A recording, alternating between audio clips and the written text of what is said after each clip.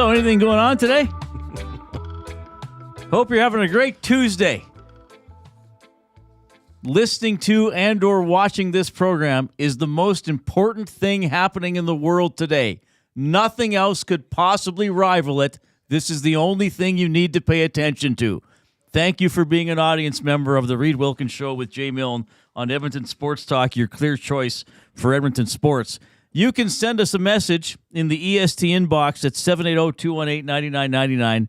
You can jump into the nasty chat on YouTube, and please vote with a thumbs up. Give us your approval for the show. We try to make 100 every show. We may or may not get a morsel of food from Dustin Nielsen or a polite nod from Matthew Awanek if we get to 100 thumbs up. He will just walk by us and go, boys, nod. Approval ratings are high. Approval ratings are high for this program, I think. All right. But all joking aside, this will be a politics election-free zone, as it should be. Sort of. Kind of. The off-topic topic is going to be fun. So stick around for that in about 8 or 9 minutes. You can get in touch. I told you how you can get in touch. You can follow us on Twitter at Reid Wilkins, ReidWilkins. Follow Jay at Jason Milne, JasonMilne. Follow the station at YEG Sports Talk. I just realized now, seeing this sweater on YouTube, it kind of looks like I have a very sloppy pajama top on. It's actually a fairly just kind of nice, not nice, but like a casual sweater. It looks much. I think you look great. I think it looks slovenly. I don't know. I don't like the way it looks. I must say, seeing it in public as opposed to on the screen does not do it justice. It looks terrible on screen. I second that. I don't know why. I'm not wearing this anymore. No. God, the YouTubers are going to be offended by me wearing this. All right. That might have to go to Goodwill. Yeah, I think I can wear it out and about. I just can't like wear it a casual shirt. It's a casual long sleeve shirt. It was a little chilly today, so I put it on. Mm-hmm. But yeah, now that I see it on the YouTube stream, it's like it looks overly. I don't know. It just doesn't look great. Don't be so hard on yourself. All right, I gotta love myself. Yes. You look in that mirror and you say, "Reid, you got this. You're today. good enough. You're smart enough." And by golly, people like you. Was it by golly or dog? What was that character? Stuart Smalley. Stuart Smalley. I'll never forget. You had Michael Jordan on, and they made him look in the mirror and say that about himself. And then I believe they had Barkley on. He hosted SNL once, and he interviewed him. And Barkley said, "Well, yeah, I'm a pretty good player. I've won an MVP and I've got this many points." And Stuart Smalley says, "Oh, so then you must have won a lot of championships." So that got the laugh out of that one. Jasmine, is this our Jasmine? Yeah. In the nasty chat, EST Jasmine, hangout host. She says Edmonton fashion talk with a winky face. I don't know, Jasmine. You saw this shirt in person. He was here this morning. And now she's seeing it on the live stream. I think it looks much better in person. Sorry, everybody, if my clothes are offending you. Jay doesn't care. I think they look fine. The Oilers did not score last night. They looked a little slovenly offensively. Man, oh man, Pud Colson, eh? That just not the only thing, but I got to start with that one chance. Yawning Cage. What was he, 2 feet out? Didn't put it in. Who knows if that would have gone in the second period. I actually think the shot he made was harder and more skillful than putting it in the wide open net. To miss the net from there is quite incredible. Quite a feat. Yes, that was the equivalent of missing about a 4-foot putt in golf, or not 4-inch putt. Yeah, like you got one hanging on the edge of the hole. And you just go to a tap in. But some offensive woes here for the Oilers. Jay and I are going to dive into that a little deeper. Now, I'll preface this or I'll kind of just set this as some parameters, everybody. We recognize the Oilers aren't the perfect team, okay? We are going to largely emphasize some goal-scoring troubles today. It doesn't mean we think other areas of their game are perfect. And I'm not going to discourage you from offering your 2 cents, But I want you to remember, sometimes we have a topic. It doesn't mean that we think everything else is great. So when we say this guy hasn't scored or this isn't working or the power play isn't working, we don't need you to go off the deep. Oh, but don't mention the penalty kill. Oh, but okay, we get it, everybody. There's other reasons they're only 500 this deep into the season, but there are really some offensive things that Jay and I share as a bit of a problem. As maybe we think the primary problem as to why the team's record isn't, say, a couple wins better. And we're going to categorize that. And yes, we can talk about other things, but I just want to say we're not ignoring specifically the PK, which we will talk about as well. But anyway, that's where we're going to go with that. I have a question for the Nasties, too, since we talked about this yesterday. So please send us your thoughts, review, suggestions. How was the Prime coverage? How was the broadcast on Prime? I was at the game. I didn't really see it. Well, I didn't see it. I looked up at replays, but I'm just seeing the replays in the press box. There's TVs hanging above us, so you look up to catch the replays. So I didn't see it. So I want to hear from people, since it kind of became, to our surprise, a pretty heavy topic of discussion yesterday, that the game was streamed and that you couldn't get it on Sportsnet. By the way, really proud of my parents. They found the game. Oh, my gosh. On their own. Yeah, I was pretty proud of them. Wow. But how was it? Good job. Did you know you were watching something on a network that hadn't broadcast or hasn't been broadcasting the NHL before? Now, they had established people working on the game for the most part, but what was it like watching it on streaming? How was the presentation? All that kind of stuff. Let us know, because, again, I didn't see it. I guess it's so different for Oiler fans to see something that is not, the norm, which I believe Jack Michaels has become. Well, people have gotten very used to, and I think for the most part, very fond of Jack. Do you think people are more fond of Jack or Louis? Gage, as he just yelled, and I immediately repeated. Do I just immediately repeat everything you say? Is that the effect you have on me, Gager? It's a little bit of mind control. See, he's got you. He's got me. I think Jack and Louis are together. I think Jack has really established himself he definitely has his own style. Not that other people don't. Of course, Cam Moon, one of my great friends, is excellent as well. Jack's sort of been the crossover guy, getting to do radio and television.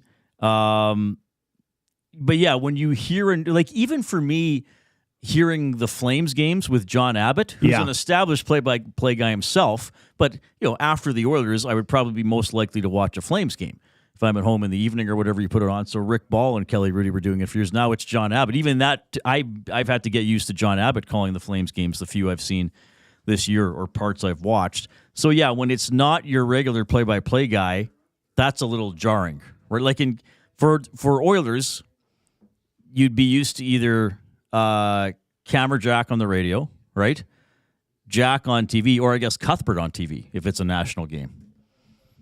Or I guess Harner Ryan Singh has done a few games over the years. That's right. Last few years as well. But Cuthbert did all the big ones last year. Louis seems to be the stable through all that, though.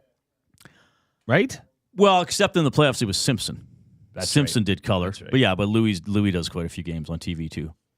So yeah, just let us know what it was like. Because I don't know. I'm curious to see it. Nature Boy, I really enjoyed the Amazon Prime production. They used different camera angles, and the picture seemed very clear, which Hernan said earlier today on Two Guys and a Goalie as well. Plus, the variety of shots they had of the city of Edmonton were amazing and were way better than what Sportsnet does. So they made more of an effort to say, I guess, were they making more of an effort to show off or show what the city looks like to an American audience? And show, hey, everybody, look, they're not getting around on sled dogs. There's not a polar bear walking down Main Street. That's Churchill, Manitoba.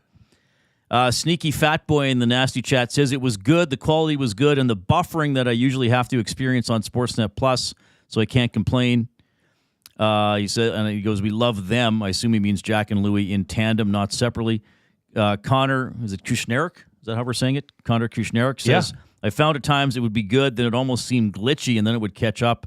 Could also be my internet farm Wi-Fi isn't the best. Okay. So people are focusing a little more on the streaming quality as well, the picture quality. Well, that is a real concern. I mean, not everybody lives in, with hardline internet. Right. I don't. I get my internet from a tower on my roof. Oh, now, really? Okay. the quality is pretty dang good. Right. But it's certainly not provided underground or fiber optically or what have you. It does stream well, but the further out you go rurally, that obviously is a concern. So nobody got the little spinny wheel like while somebody's on a breakaway. I wonder what happened.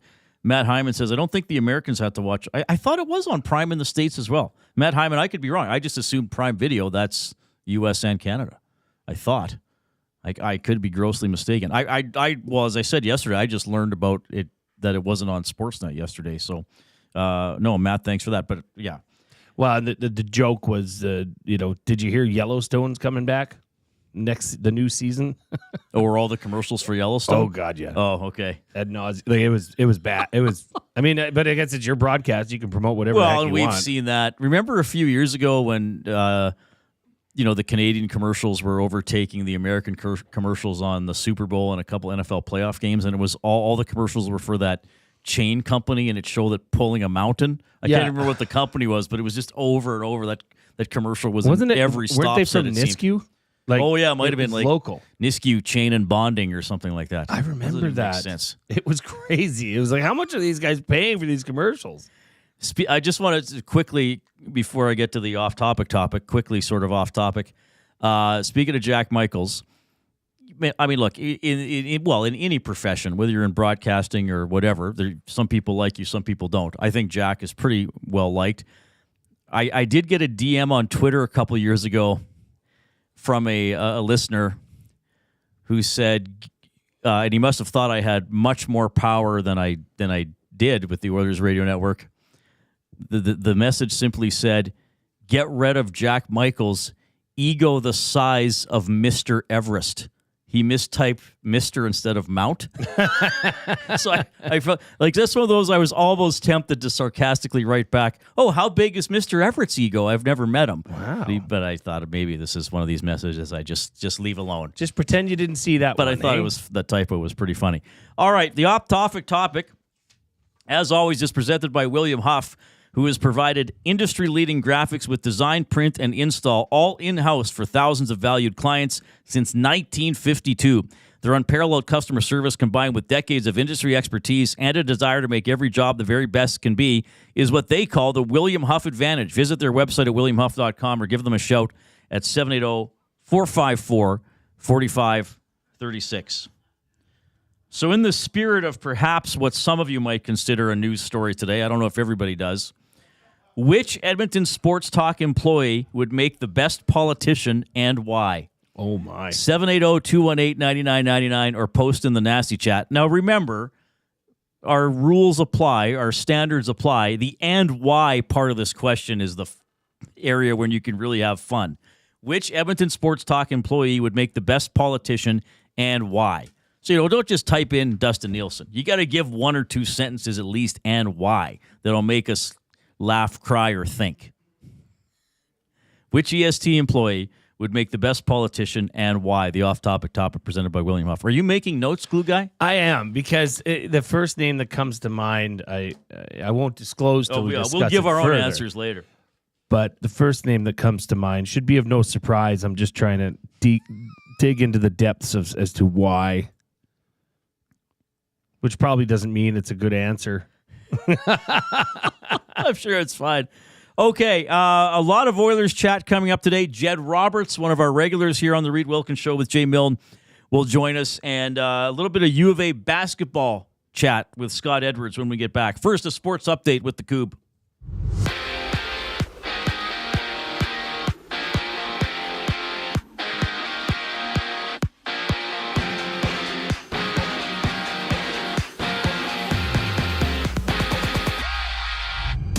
After playing 2 games for the Oilers this season, Drake Caggiula has been reassigned to the Bakersfield Condors, with the Oilers back in action tomorrow. And the Maple Leafs have listed Austin Matthews as day-to-day with an upper body injury, having him out for today's game against the Bruins. 8 other games are on the schedule, with the Hurricanes meeting the Flyers, the Penguins facing the Islanders, and the Kings going at it against the Wild.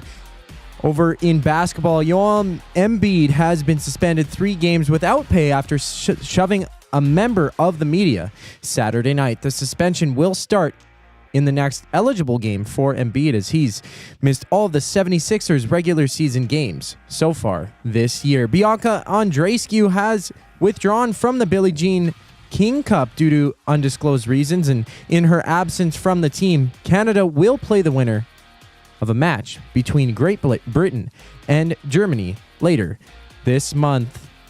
Just after the break, Scott Edwards joins the Reid Wilkins Show.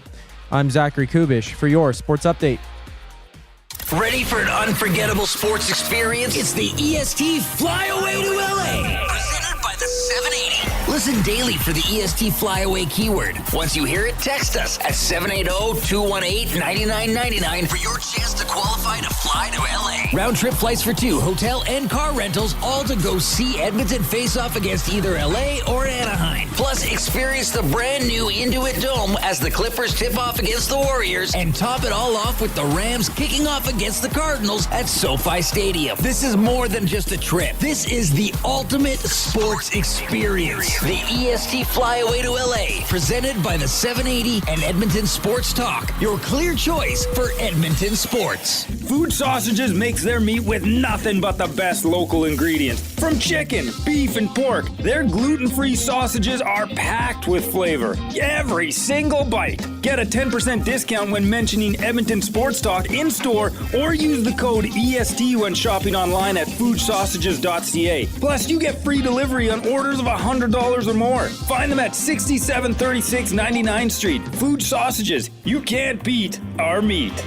Hey Edmonton, ready to take advantage of lower rates and better pricing? South Fort Chevrolet in Fort Saskatchewan has you covered. From rugged trucks to sleek SUVs. And with over 40 years in business, you can trust that you're getting the best deal on your new ride. As the proud title sponsor of The Nielsen Show, EST listeners can drive a little to save a lot with South Fort Chevrolet's transparent pricing and down-to-earth sales team.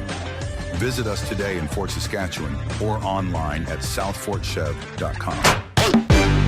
Don't feel like working? Join the Hangout. You never know what you might hear. Weekday mornings 9 to 11 on EdmontonSportsTalk.com.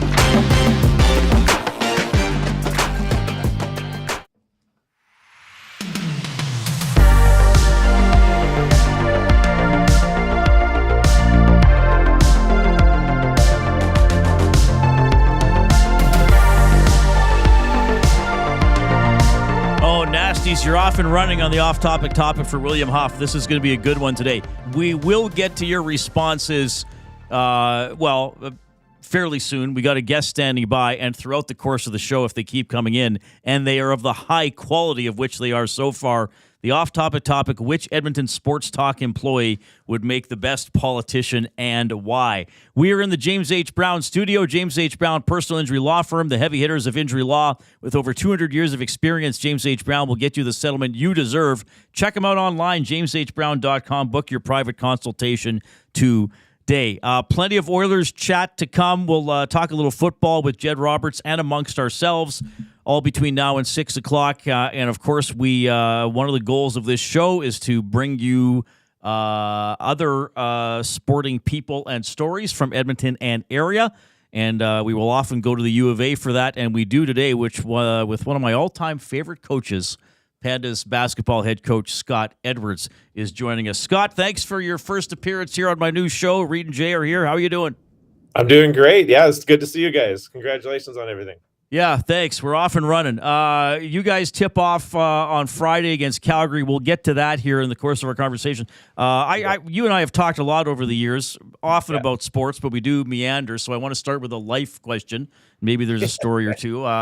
You're a busy guy during the year, so you like to travel a little bit. Did you go to Japan this off season? What was that trip like? We went to Japan in the springtime. My wife needed to see the cherry blossom trees, so we spent 3 weeks in April. late March, April, right after Nationals. Basically, we left town, and an unbelievable country if anyone gets to go. Beautiful place, beautiful people, food's amazing. Can't recommend it enough. Now, are you actually capable of decompressing and getting your mind off basketball and the Pandas program, or is that even possible? Well, the lucky part of that is I'm not very smart. So, yeah, I can. It's easy for me to get away. I do. We are pretty intentional, my wife and I, about the end of the season getaways. So we're very committed to getting out and getting away from basketball for a little bit here. And my goal with her is that we don't try to talk basketball at all on that trip. So she has me in a plane for 8 hours. There's no basketball talk, so she didn't have to relive any of the Nationals this year. Okay. Wow. That's hard to believe, but I guess for this purpose, we'll have to give you the benefit of the doubt, Scott. Yeah. So, I was looking this up and I know it's true, but it's still hard to believe that you're entering your 19th season as the head coach of the Pandas basketball program. I got to ask you, obviously that's an incredible dedication, a lot of time.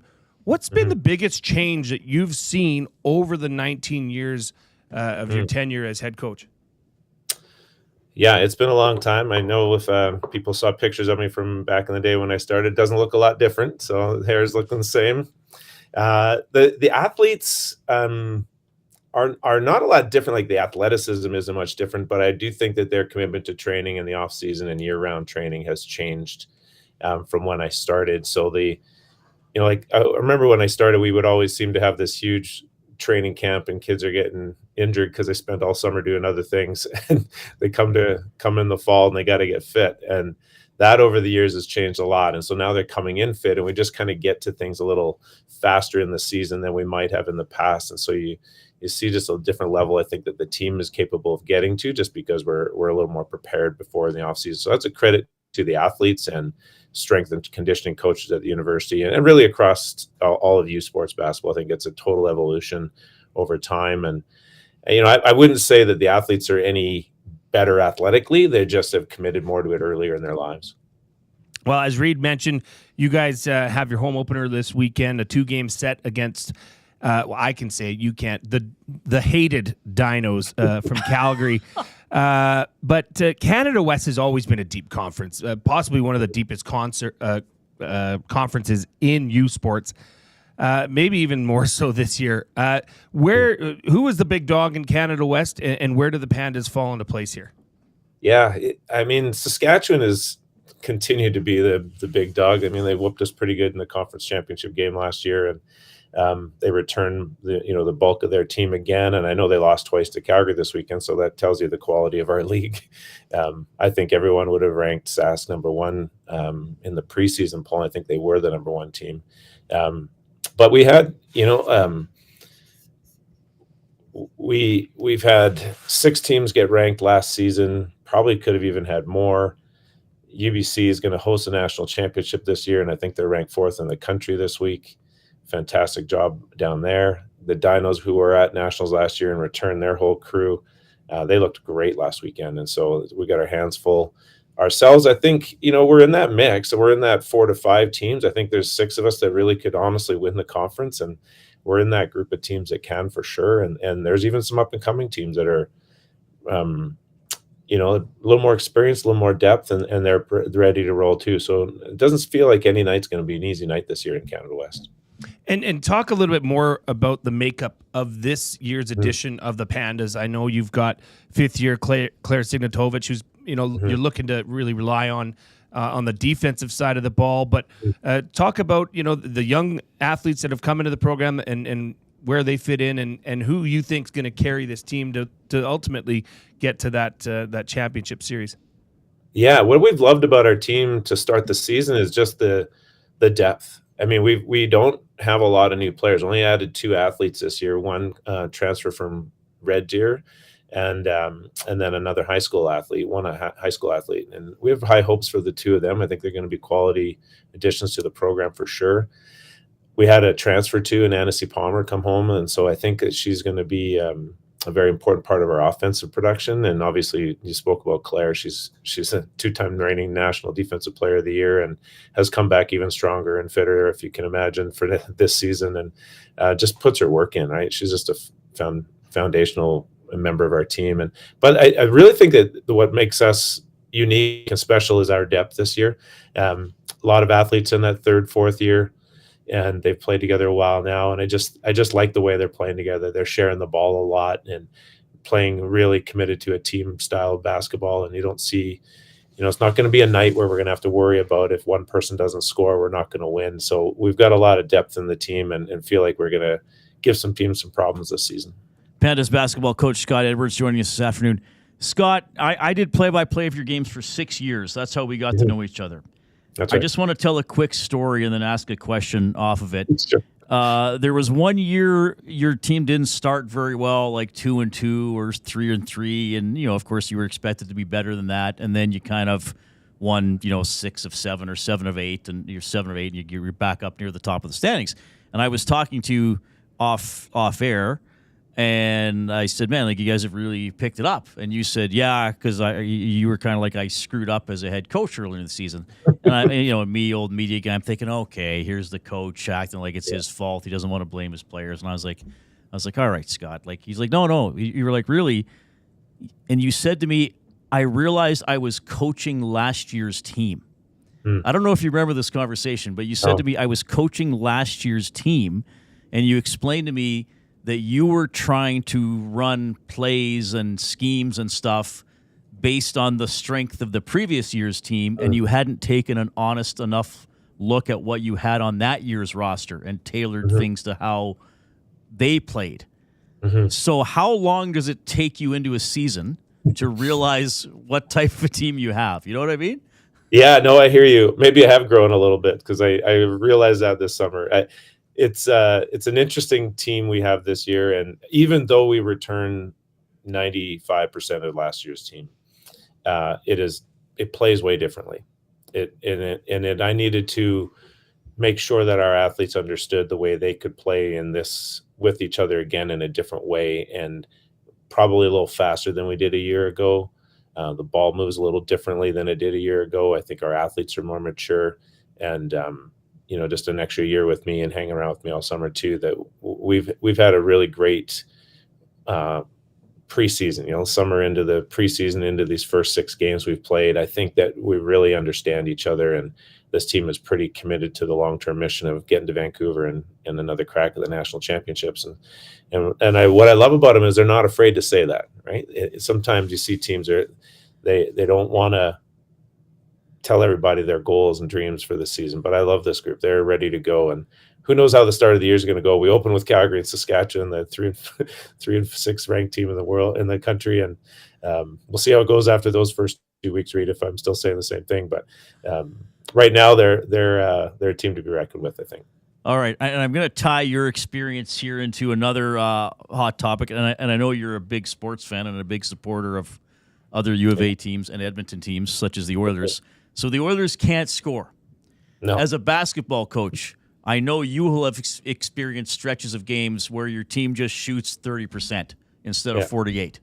And then some coaches will say, well, I don't want to talk about it too much because it'll freak out my team even more. Or some coaches will say, I got to design a drill in practice where they're just taking 2-foot shots. So it go like, if your team's in an offensive funk, what do you feel like you need to do as a coach? That's a good question, Reid. My personal philosophy would be, let's bring it up and remind them how good they are. Like, these guys that play for the Oilers are world class. They know what they're doing. Show them video of times they've scored. Just make them feel confident, relax, and remind them that they're taking great shots. So the puck's going to go in. For us, shots are going to fall. You've just got to stay true to yourself and continue to train the way you just believe in yourself. And so I would be more on the psychological side of just addressing it and just making them confident, helping them stay confident. Right. So as a coach of a basketball team, if you got a forward that likes the corner 3 and is 0 for 17, you wouldn't say, okay, don't shoot it for a while. You'd say, no, like, that's why I recruited you. That's your shot. Like, keep firing. 100%. Yeah. Exactly what I would want them to do. I would take that shot again and again and again, because that's what got you here. Okay. So this weekend, is it 6 o'clock Friday and 5 o'clock Saturday? That's right. And the Bears play after us. And Bears are after you. Okay. Scott, love having you on the show. We'll have you on again, and hopefully we can get some of your players profiled as well throughout the season. But love talking to you. All the best, and have a great weekend. Thanks, guys. Appreciate you having me on. Right on. Scott Edwards, Pandas basketball coach, a guy we both like and respect quite a bit. Yeah, this is his 19th season, eh? Crazy. Yeah. Interesting answer there, though, to the question about, slump related to offensive slump. Whereas, you might be led to believe that most coaches would say, okay, take a break, sit down, right, sit your you-know-what on the bench and think about what you've done or what you haven't been doing. Interesting way to remedy that is to say, look, just don't forget, you're good. Right. You can score. You can score a lot of points, or in this, now that may be a little bit, some would maybe consider that to be a little pee-wee or whatever, when you're dealing with NHL superstars, but sometimes the simplest things can mean, these are still athletes. These people have egos. Yes. They do care. They know that they cannot score. Right. They can't buy a goal right now. They know that. So maybe something as simple as hey, let's just remember and recall just the greatness that's in this room. I'm glad how he brought up too, like the power of video, was that he would show, or you think the Oilers would show, here's video when you scored, right? Or here's you making that drive to the hoop and it goes in, as opposed to clattering off the rim and out. But I always love Scott's perspective. You can tell he's very thoughtful coach, very passionate, and the Pandas hosted, of course, Nationals last year when they were second in Canada West and then lost the national quarterfinal. But they're back on the court this weekend. Going to be good. Lost to Laval in the home in the opening game. Did you go? Yeah, it was a huge. Weren't thing they ahead in that one? Weren't they ahead at halftime? It sucked. It's tough. Yeah, and because the energy in that Seville Center was well. awesome. And you know what? Not to meander too far again, but I there have been coaches. They usually won't say it on the record, but there are coaches who would sooner not play national championship tournament games at home. True. For that very reason. A lot of pressure. Because even if you're an underdog, maybe if you were like the lower, like the bottom seed and you were playing the number one team, then maybe you'd want to be at home because you got nothing to lose. But they were a 5 seed against the 4. That's a toss-up game. Yeah. And now they did play out of their shoes to get to that spot. Even though they were hosting, they were guaranteed a spot. True. But they won, and then lost to Saskatchewan in the Canada West final. Oh, yeah, they weren't a backdoor host team. They weren't expected to maybe finish that high, I don't think. But, yeah, I mean, another year, another season. And I got to be honest with you, Reid. There's a lot of discussion about our off-topic topic. Okay, we're going to get to that. We have to. We're going to get to that. Portions of this hour presented by the Canadian Brew House. NHL lives at the Canadian Brew House. Every Oilers game day, get $1 off tankers at Molson Canadian Coors Light. You can win game ticks and 2 tickets to a surf and turf dinner at the end of the season. Full details at thecanadianbrewhouse.com. We are going to dive into some Oilers offensive numbers, get some of your feedback as well. The off-topic topic is clipping along. Which EST employee would make the best politician and why? All right, Koob, this one's going to be for sit and sleep, if that sounds good. Sports Update with Zach Kubish.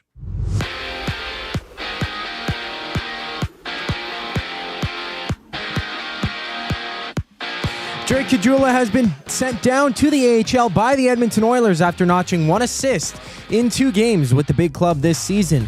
On the schedule today, it's the Bruins-Leafs before the Canadians play the Flames, and Macklin Celebrini makes his return for the Sharks when they take on the Blue Jackets. In the NBA, Joel Embiid has been suspended 3 games without pay for shoving a media member Saturday night. Embiid will lose over $1 million during the suspension. In football, the Steelers have acquired Mike Williams from the Jets in exchange for a 2025 5th-round pick, while the Commanders received Saints Pro Bowler Marshawn Lattimore in exchange for a 3rd, 4th, and 6th round pick.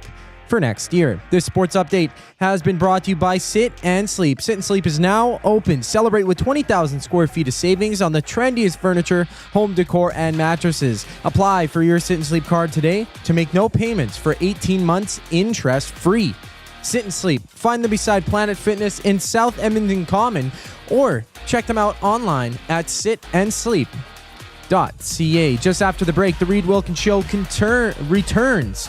I'm Zachary Kubish, keeping you up to date.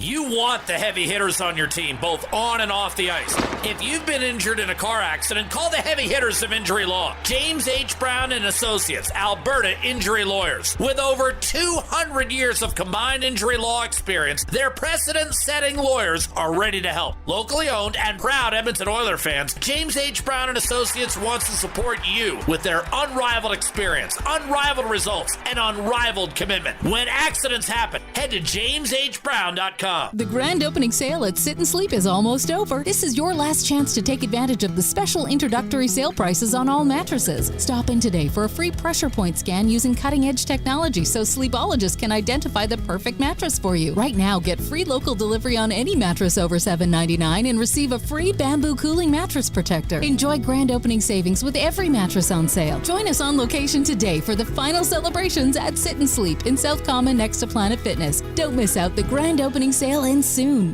Gallo LLP is an Alberta-based accounting firm with expert chartered professional accountants in both our Edmonton and Sherwood Park accounting firms. Our experienced and innovative accountants provide financial advice that saves our clients money. Simply put, we help our clients protect their assets and grow their businesses. At Gallo LLP, they go beyond the numbers to ensure the continued success of your business. Reach out to Preet or John to discuss how they can help your business grow. Visit gallollp.ca today and see how they can help you take your business to the next level. Edmonton Sports Talk delivers a mass audience of key, influential customers to your business, all while you associate your company brand with the biggest names, the hottest sports news, and teams from every league around the globe. It's where fans go to get their sports fix and where our partners find the most loyal consumers. Contact us today and see how our team on Edmonton Sports Talk can score the biggest goals for your business. With various advertising options available, email business@edmontonsportstalk.com or head to our website, edmontonsportstalk.com.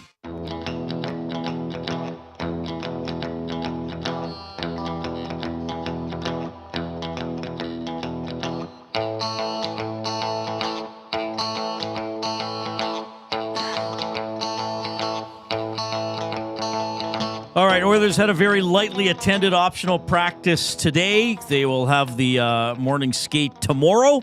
They will play the Vegas Golden Knights at Rogers Place at 6:30 tomorrow night. We will have coverage at 5:30 with the GCL Diesel Oil Stream pregame show with Tom and Hernan, and then they'll be on the postgame show after, and of course a full day of programming starting at 6 a.m. tomorrow. We will be with you from 3 to 5:30.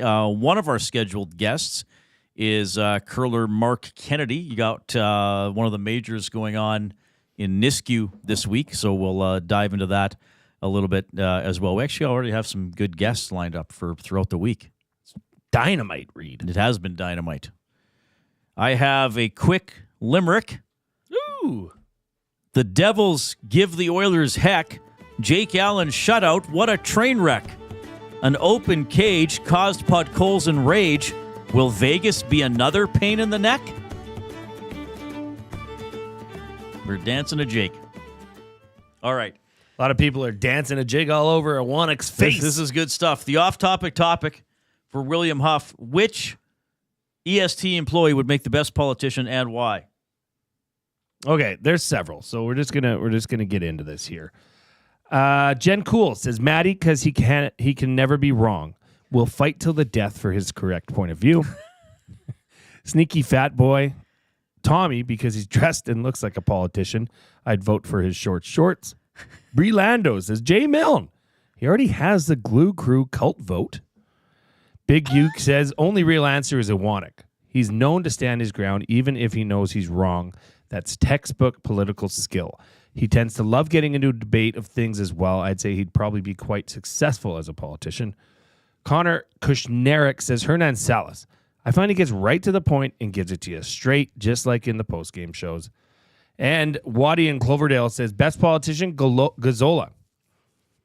He is made to shake hands and kiss babies. Worst politician, Iwanek.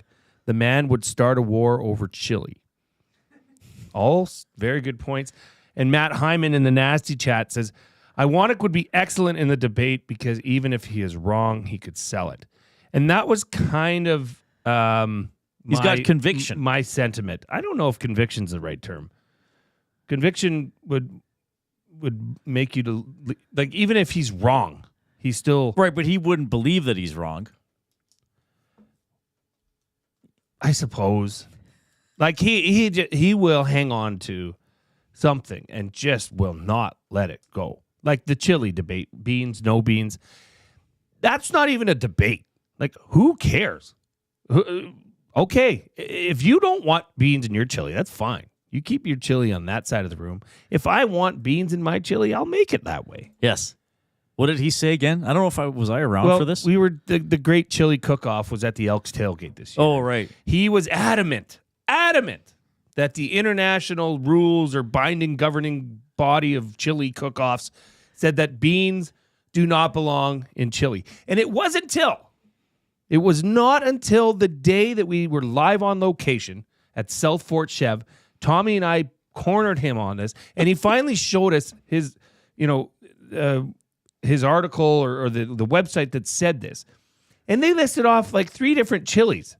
His was the traditional that has no beans, but the home style has beans. So this whole time he's been arguing against himself. But he did it, I guess, that with conviction, yes. Okay, yeah, fair enough. Well, yeah, you have to be able to sell your point of view, for sure. Are we giving our picks yet? Well, Matty is mine, just because he's stubborn. He will not back down. Mm-hmm. He's good looking. I mean, that helps. It doesn't hurt you. I'll tell you that. To be photogenic. Yes. And I think he's well spoken. So you have to be able to communicate. He ticks a lot of boxes in that respect. So yeah, I as much as I hate being on the other side of a healthy debate, he does encourage debate too. He's open to debate. That's true. He will. Well, quite frankly, intentionally antagonize people to draw out their opinion at times. Yes, but he can get answers out of you, and he does have a don't talk to me, don't look at me, don't even knock on my door look about him sometimes. So he could strike the fear of God into some. All right, well, I'm going to give my pick then. This should be interesting. Which EST employee would make the best politician and why? So what qualities do I think would be important? Someone who is a good, energetic speaker. Someone who I think can project positivity even when talking about difficult issues or even when talking to people who might disagree with them, that they can still remain level-headed and positive. Someone who can listen as well as speak, I think, is very important. That's a good quality. Someone who would care about everybody, even people who don't vote for them, even people of an opposing opinion. I think you would want somebody who could say, okay, maybe you didn't vote for me, but you're one of my constituents and you have a concern, and I'm going to address that because I think it's a legitimate concern. I don't just represent the people who voted for me. Someone with a sense of humor.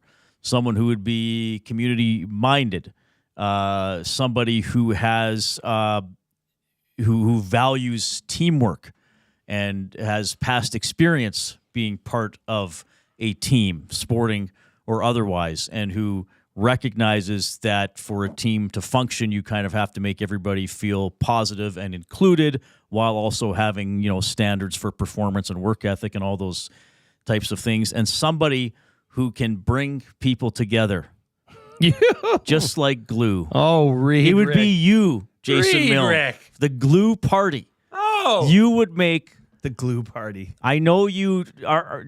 I know your interest in politics is maybe not limited. Wouldn't be one of your passions, but that's why I think you, of all the EST employees, would make the best politician. Wow. You are mature. You have life experience. You're a good listener. You're a good speaker. You believe in the power of people and the power of a team. You look to unite as opposed to divide. I think you, Jason Milne, would make the best politician of all EST employees. I have just nominated you. Wow, what an honor. I did not see that coming. Well, who did you think I was going to pick? I thought, there would be an air of, I thought maybe a Joaquin-like, because he's. Well, I guess a lot of the things I just said would probably apply to Gager as well. They would. Well, I accept your nomination. And decline it. And, yeah, but I got a job already. Actually, true story. I did run for local politics at last election cycle. So you ran civic. Yes. So what did you run to be? Are we allowed to talk about this? You're Sure. not embarrassed? It's not it's out there. I It's could look public up how many history. votes you got, I guess. Yeah, you could. And you could see it was quite close, but nobody votes for. It was for public school trustee. I ran for public you ran school for public trustee. school trustee. Okay. Yeah, at Elk Island School Division. And it was okay. it was a hard fought battle. So did you like campaigning? It was hard. I did it for about 3 months, and went door to door. It was a lot of time, and I still have all because you have to have those roadside signs. Oh, you had to get those made. This is 2021? Yeah, that's right. I'm trying to find the results. Ward 5, I think. Or Ward 6. 4, it says. Ward 4. So what would this be here? No, I can't find it. I got the wrong thing. All right. So did you enjoy the process? Would you do it again, I guess, is the question. No. Okay. Can I ask? I mean, we said we would avoid politics on this show, and this, whether it's American Election Day or not, it's not really what the show is about. So I shouldn't ask this. You can ask. What made you want to run? Here's what made me want to run is that I have 3 daughters who are currently in the school system, and I will do anything to make sure that they have the best experience possible. And if they have the best experience possible, other kids are going to have the best experience possible as well. Now, with school boards, a lot of these, and for good reason, are ex-teachers or ex-administrators that have been in the system their whole life. Right. I came in from a private business point of view, or maybe I can offer some advice or, glean some, I guess, different ways of thinking of tackling the same problems. Right. But yeah, it was good. It was fun. I met a lot of people. I bet. But ultimately, when you run for that, that is on the ballot.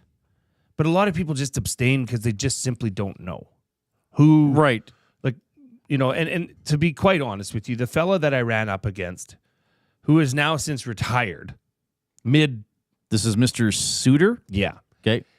He's now retired because he's quite elderly, and I don't even think he has grandchildren that are in the school system. So I just don't know how that correlates. That was a little bit of a point of contention for me, is how can you adequately try and guide and be a trustee if there's no connection, I guess. Right? So, and now Jim Suter was a lifelong principal in Elk Island. So you weren't running very revered. In opposition of No. him as a person or as a trustee. No, you just wanted to be involved. I just put my name in the hat. Just wanted to be involved. Yes, we spoke throughout the campaign, lots. Okay. How's it? He'd give me advice. It was. He was great. he was pretty He's a lovely down to guy. earth. I could say nothing less. Nothing negative about him. So yeah, it was just that at that point in my life, I felt I could do it. I could manage both because, like I said, I was running my own business. Right. And I would have been doing it still right now up until 2025. I have all those signs. I should bring in. We should bring in an election sign. We could hang it with our map of Alberta on the poster of Joe Elliott. I will bring that in. How much? What's the height of the sign? It's an accurate garage sale size. Okay. You know what I mean? And so my parents were both very supportive of it. They were encouraging me, and it was very good feedback. And if you can find the results, There it would be a good experience. I mean, if you're into wanting to do it, Elk Island School Division. No, I can't find it. So there it is. He was in there for 3 terms before, and nobody... Jim had 2,040 votes. You had 1,524. Right. So lost by like 25%. So for every... Yeah, that's not bad. So for every 7 votes, he got 4 and you got 3, basically. Basically, yeah. That's a weird way to do the percentage. Very strange. People are like, how does Reid's head work with the math? I don't know. I didn't see it going that way. Yeah. Well, I didn't think we were going to talk about this, but you make an interesting point because I always vote. I just Me think... too. Yeah. I mean, to me, that's part of democracy. I know there's a lot of talk, democracy this, democracy that, whatever. I think I always vote. And sometimes I have someone I want to vote for. Sometimes I have someone that I don't want to be elected, so then I will vote for somebody else to try to stop them. I have a different approach every time. I don't. There are certain things I believe, but I've never said I will only vote for that party. I try to be pretty open-minded and undecided at the start of each election cycle. But I have, on civic elections, not voted for school board trustee. So I've picked my city councilor. Maybe there's somebody else to pick. But then when I've got in there, I've thought, I don't know who these people are. Why would I randomly pick a name because I think it's a nicer sounding name or I saw their yard sign walking over? I don't have children. I don't have kids in school. I shouldn't affect that election. And that's why I wanted to get out and say, hey, here's what I'm running on. Here's my reason for running. So that when you see this name on the ballot, you'll say, oh, I remember talking to that guy. I'll vote for him. Sure. Because the number of people that voted, what was that, 3,500 total? Was, a tenth of who actually voted, right? Yeah. So which that makes me a little sad sometimes because I believe, someone will maybe know better, but I believe civic elections usually get the lowest voter turnout. But I've always felt that civic decisions and policies... They have the most direct effect. And I'm not saying our other levels of government isn't important, but if the federal government says we're going to up our trade with Germany from $165 million a year to 170, okay. I don't know, is that good or bad? But if somebody has a philosophy on how high the tower should be in Oliver or how the access should work to Unity Square, I'd want to know their opinions to see how that affects me, right? Well, and it was interesting because a lot of things happen when you put your name out there. And one of the ladies, I won't mention her name, obviously, who's like the queen bee of school council in Elk Island County, wanted to interview me. Okay. Not for purposes of resources to send out to, the other school boards and constituents, just to get her personal opinion of me. That's how much that she could sway the vote. Oh, wow. I shouldn't have. I did. I shouldn't have done it because I was like, who the hell are you? Like, if people want to vote for me, vote for me. If you don't. It ain't going to make or break me. And certainly your opinion of me isn't exactly what I care about either. Right? So it was interesting, to say the least. I'm glad I did it. And like I said, my parents were very supportive. My wife was very supportive of it because there's, I'd leave work at 2 and I wouldn't get home till 7:30. Well, yeah, it's a big time commitment. Yeah. Yeah. And speaking of my parents, I just want to wish my beautiful, lovely, caring, affectionate mother, Pearl, a very happy birthday. It's November 5th. It is her birthday, so we're going to wish you a happy birthday, Mom. She is turning 52 today. I know you're not supposed to say people's age, but she's turning 52 today, I think, Reid. Wow, okay. Happy 52nd, Mrs. Milne. Happy 52nd. All right, give us a thumbs up if you're watching on YouTube as we endeavor to reach 100, as we always do. Jay, I appreciate that story. I know we got a little bit off where we wanted to go, but to me, that was a cool personal story, so thanks for sharing that. You're very welcome. And we will have the oil understood for GCL Diesel. How close are they to actually scoring more goals? That'll be one of the topics of discussion. Reid Wilkins Show with Jay Milne on Edmonton Sports Talk. Get to know the winners, props, plays, parlays, and more with Nielsen and Hustler. Weekday mornings at 11 on The Lock Shop. Only on EdmontonSportsTalk.com. Conveniently located 10 minutes west of St. Albert, Wheeler's RV Storage will provide you with safe, secure storage for your RV, boat, or whatever you need to store. Open 7 days a week with gated keypad access and extra large stalls. Now is the time to take advantage of their limited time offer. Buy 6 months and get 1 month free. Now's the time to go to WheelersRVStorage.com. That's Wheeler's RV Storage. Safe, secure storage. Visit them today at WheelersRVStorage.com. Celebrating 70 years in the signage industry, William Huff Advertising is the most recognized name in the game. An in-house, one-stop shop for all of your design, print, and installation needs. William Huff provides quality graphic solutions for everyone. Here in our City of Champions and throughout the nation, they are the preferred signage partner entrusted by many of the biggest corporations, pro sports teams, and organizations to bring their identity to life.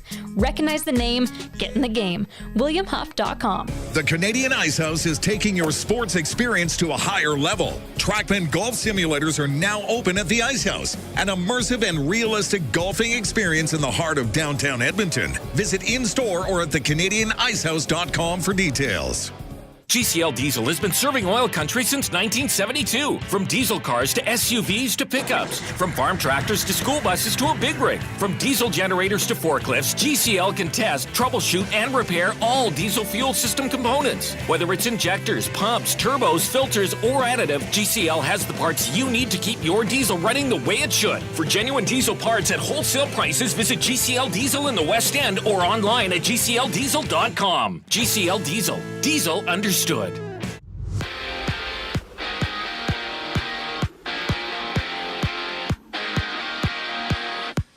The Edmonton Oilers have reassigned Drake Caggiula to the Bakersfield Condors with the team back in action tomorrow. And today, it's the Penguins and Islanders with the Jets facing the hockey club before the Canucks battle the Ducks. And in basketball, Aaron Gordon will be out multiple weeks for the Nuggets due to a right calf strain, while Joel Embiid has been suspended 3 games without pay for shoving a media member Saturday night. The NFL trade deadline saw Mike Williams moving from the Jets to the Steelers for a 5th rounder this year, while Marshawn Lattimore becomes a Commander, being traded from the Saints in exchange for a 3rd, 4th, and 6th round pick in 2025. The Reid Wilkins Show with Jay Milne continues right now. I'm Zachary Kubish, keeping you up to date.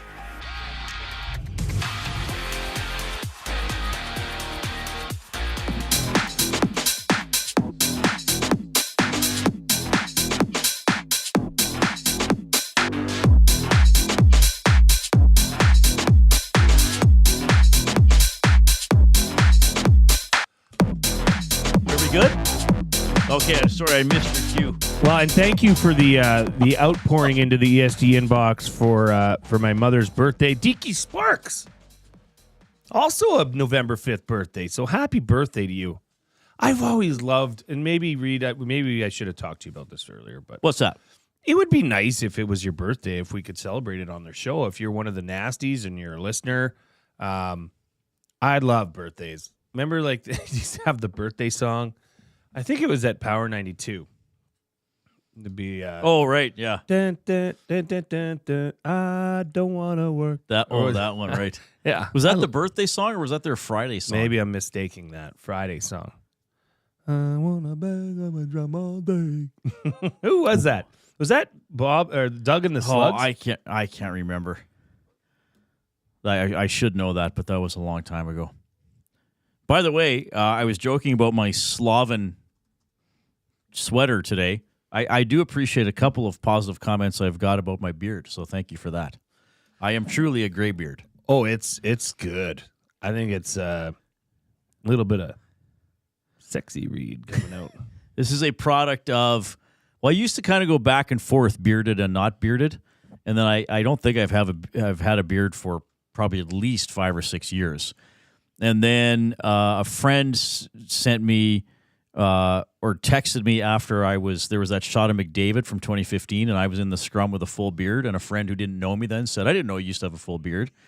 And I always think, I should have a beard again at some point. And then last Sunday, the power was out at my place almost all day, so I didn't shave in the morning. So then I thought, okay, now I'll start. Now I might as well start the beard. I love it. I think you should rock it, own it, and it's so light though. I think it's just starting to show up on camera. Yeah, because it's quite gray. If I could do that physically and realistically, and I say realistically because anytime I have much of a beard or stubble, my daughters all complain if I go to give them a kiss on the cheek. Oh. They're like, Dad, you got to shave. And my wife doesn't like a mustache or a beard, so I'm really hooped there. I can't even try. Will your wife be troubled by my appearance? No. Okay. Not Uncle Reid. Your wife calls me Uncle Reid? Some days she calls you a lot worse. I bet. Jen Cool says, if Jay is the glue guy, what is his mother? Super glue mom? That's pretty good, Jen. Yeah, I like it. I'll have to get her a... Well, and speaking of Glue Crew, there is the EST shop is open for another 5 days. So get your order in now. If you go to edmontonsportstock.com, click on the shop EST, you can find out all the goods there. And if you are a member of the Nasty Club, there is discounted. There's a discount code inside the Nasty Club on the site. So go check it out. Get your Glue Crew apparel.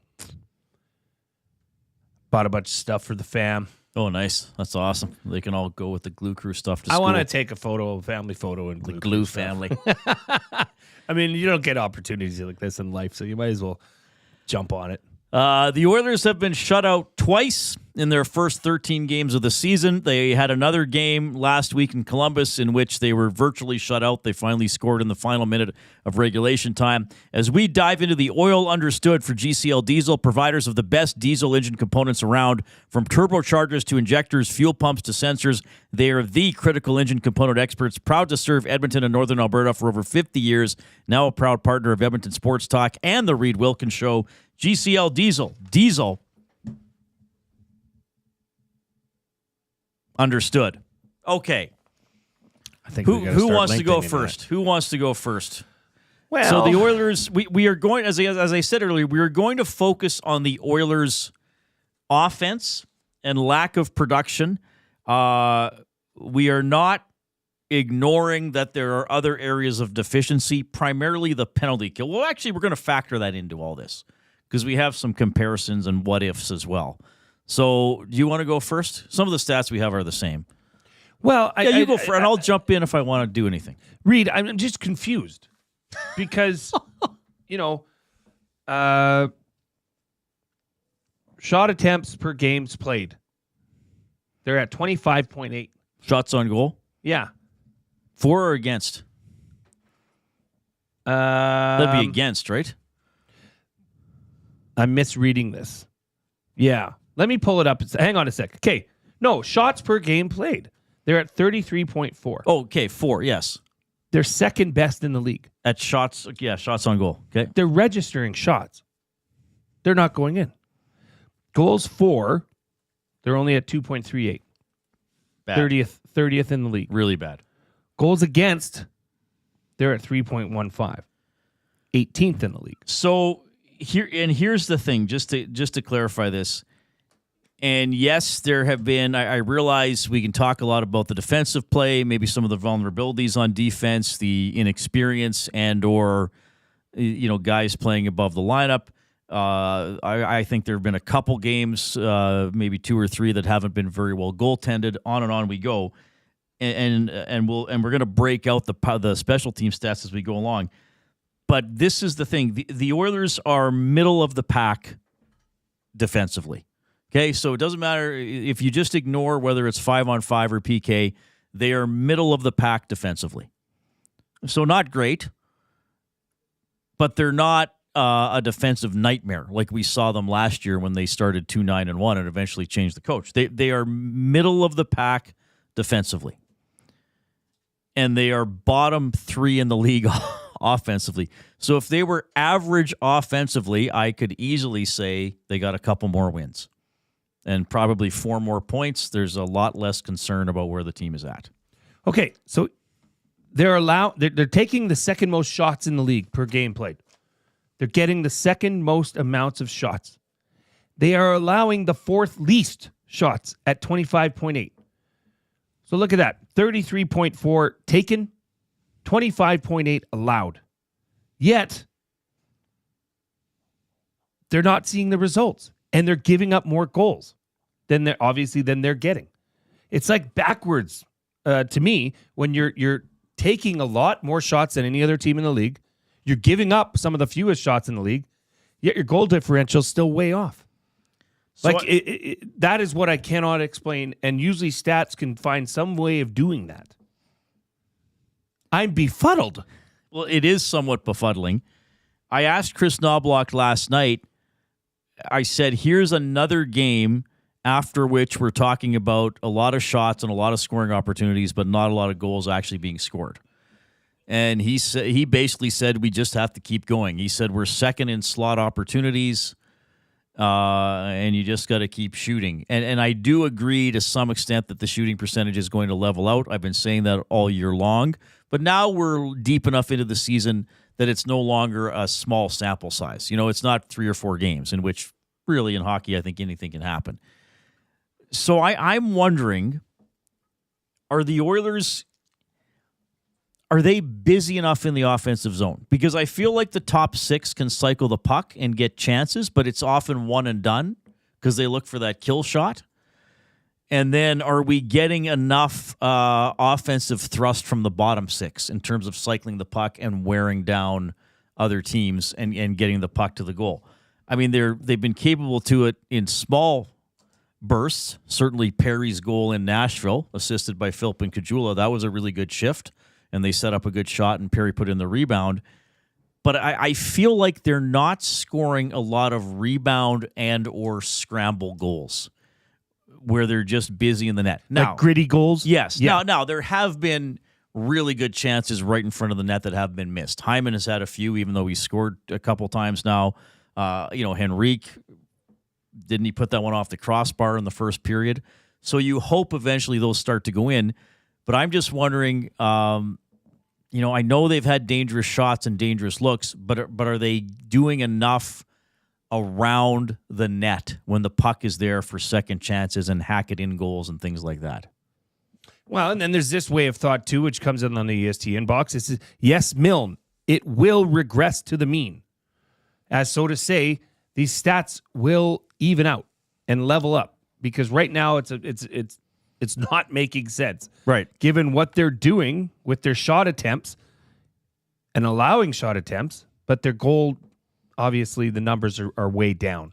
So this listener, and I think you subscribe to that as well, or at least you have, that this, and certainly by the sounds of what Knobloch said, he thinks so too. Well, the shooting percentage should increase. That's... I don't see how it can't go up. I got to double check what it is. I didn't look it up today because we were talking about some other stuff. So yes, some of their opportunities should just start to go in by keeping on getting those opportunities. And look, I know when I talked about Podkolzin, he said good defensive play. His stick doesn't matter. That has to be scored. If you're 2 feet from the net with a wide open net, win the battle or get enough on the puck that even if you are being checked, it's still going to go in. Right? That's an inexcusable miss on a play like that. But again, we're getting deep enough into the season that I'm really starting to wonder, where are the goals? The power play should improve. They haven't had McDavid for 3 games, though they won 2 of them. But I think befuddling is a good word because even if they're struggling, I still feel as if it should be better than this. You know what I mean? Yeah. All right, so that's part 1 of many. I'm just going to update the Oilers' shooting percentage here. They're shooting at 5.74, 5-on-5, which is the 30th in the National Hockey League. And then all situations. Yeah, they're second in the Oilers NHL. Are shooting at 7.14. That's second last. They're actually ahead of the Islanders now. They're second in the NHL, 5v5 in shot attempts differential. at plus 175. Right. It goes Carolina at 238, Edmonton at 175, Colorado at 86. It drops off the map. So the shots are there, right? So this would, I mean, you got to figure that eventually, as Scott Edwards said from the Pandas, this will sort itself out. These are not bad players. They're just not getting it done right now.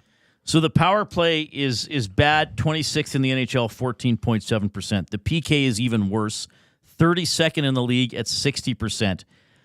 5-on-5 scoring, despite how poorly the Oilers are finishing, they are tied for 22nd in 5-on-5 goals for with 21. 5-on-5 goals against, they're tied for 14th at 24. So again, about in the middle of the pack in terms of preventing goals. I'm not suggesting being mediocre is great, especially with the expectations for this team, but they are, if you just look at goals against, it's average. They're kind of in the middle of the pack in terms of goals against. They are not putting the puck in the net. Now, the PK does remain a problem. It's at 60%. The 16th overall team is at 79%. Okay? So if the Oilers had middle of the pack penalty killing, they would have allowed 6 fewer goals. Yeah. So half a goal per game.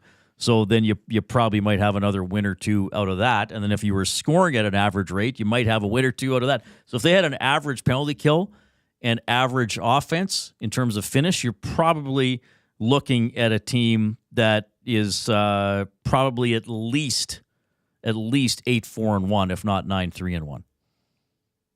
But those things are happening, and they are holding them back. When you put it that way, it doesn't seem so significant, right? Just still a head scratcher. But I mean, that's the $1 million question right now. It's how do they increase scoring? And you're saying and we haven't said this in a couple days, but the term simplify. Pucks on net, shooting from the point. They seem to do that, and then they totally lapse from that for some reason. I don't know why. Well, I still think Bouchard should shoot more. I still think he should take his slap shot more. And I still think even the top guys who can pass and cycle the puck need to get the puck to the front of the net more. I mean, they had that awesome over 1 minute of possession when it was 4-on-4 in the second period. Never took a shot. Never got a shot. I mean, it's at some point you got to look for a stick or get it in there and give Hyman a chance to battle for a rebound or something like that. Well, isn't it funny? Maybe funny's not the right word, but I guess ironic maybe that all preseason, all that was discussed was the D. Who's going to be paired with who? Never once would the offense have been questioned or thought to have been questioned in why aren't they scoring type of questioning, right? Mm-hmm. I think Alanis Morissette said that. With one hand in her pocket. So, yeah, I mean, that's just one way to look at it. We know many of you might have other ways to look at it, but that's what Jay and I are saying, that and that I think the Oilers' mediocre record is still primarily the result of offensive misfire, that they're not even scoring at an average rate. And I know there have been a couple bad games with goals against. The penalty killing is bad. If they were just scoring a little more, probably a couple more wins. So just one way to look at it, one thing to consider there for GCL Diesel and the Oil. Understood. We got our weekly guest, Jed Roberts, standing by. We got my top 3 as well. That's going to be fun. We'll talk a little bit about Monday Night Football and 2-point converts, should Tampa Bay have gone for the win last night. Portions of this hour presented by the Canadian Brewhouse. We got UFC 309, UFC living at the Canadian Brewhouse with the most TVs and big screens, great food and drinks, and the perfect party atmosphere. There's no better way to experience UFC 309. That's on November 16th. See you at the Brew. All right. Time for a sports update with Zach Kubish.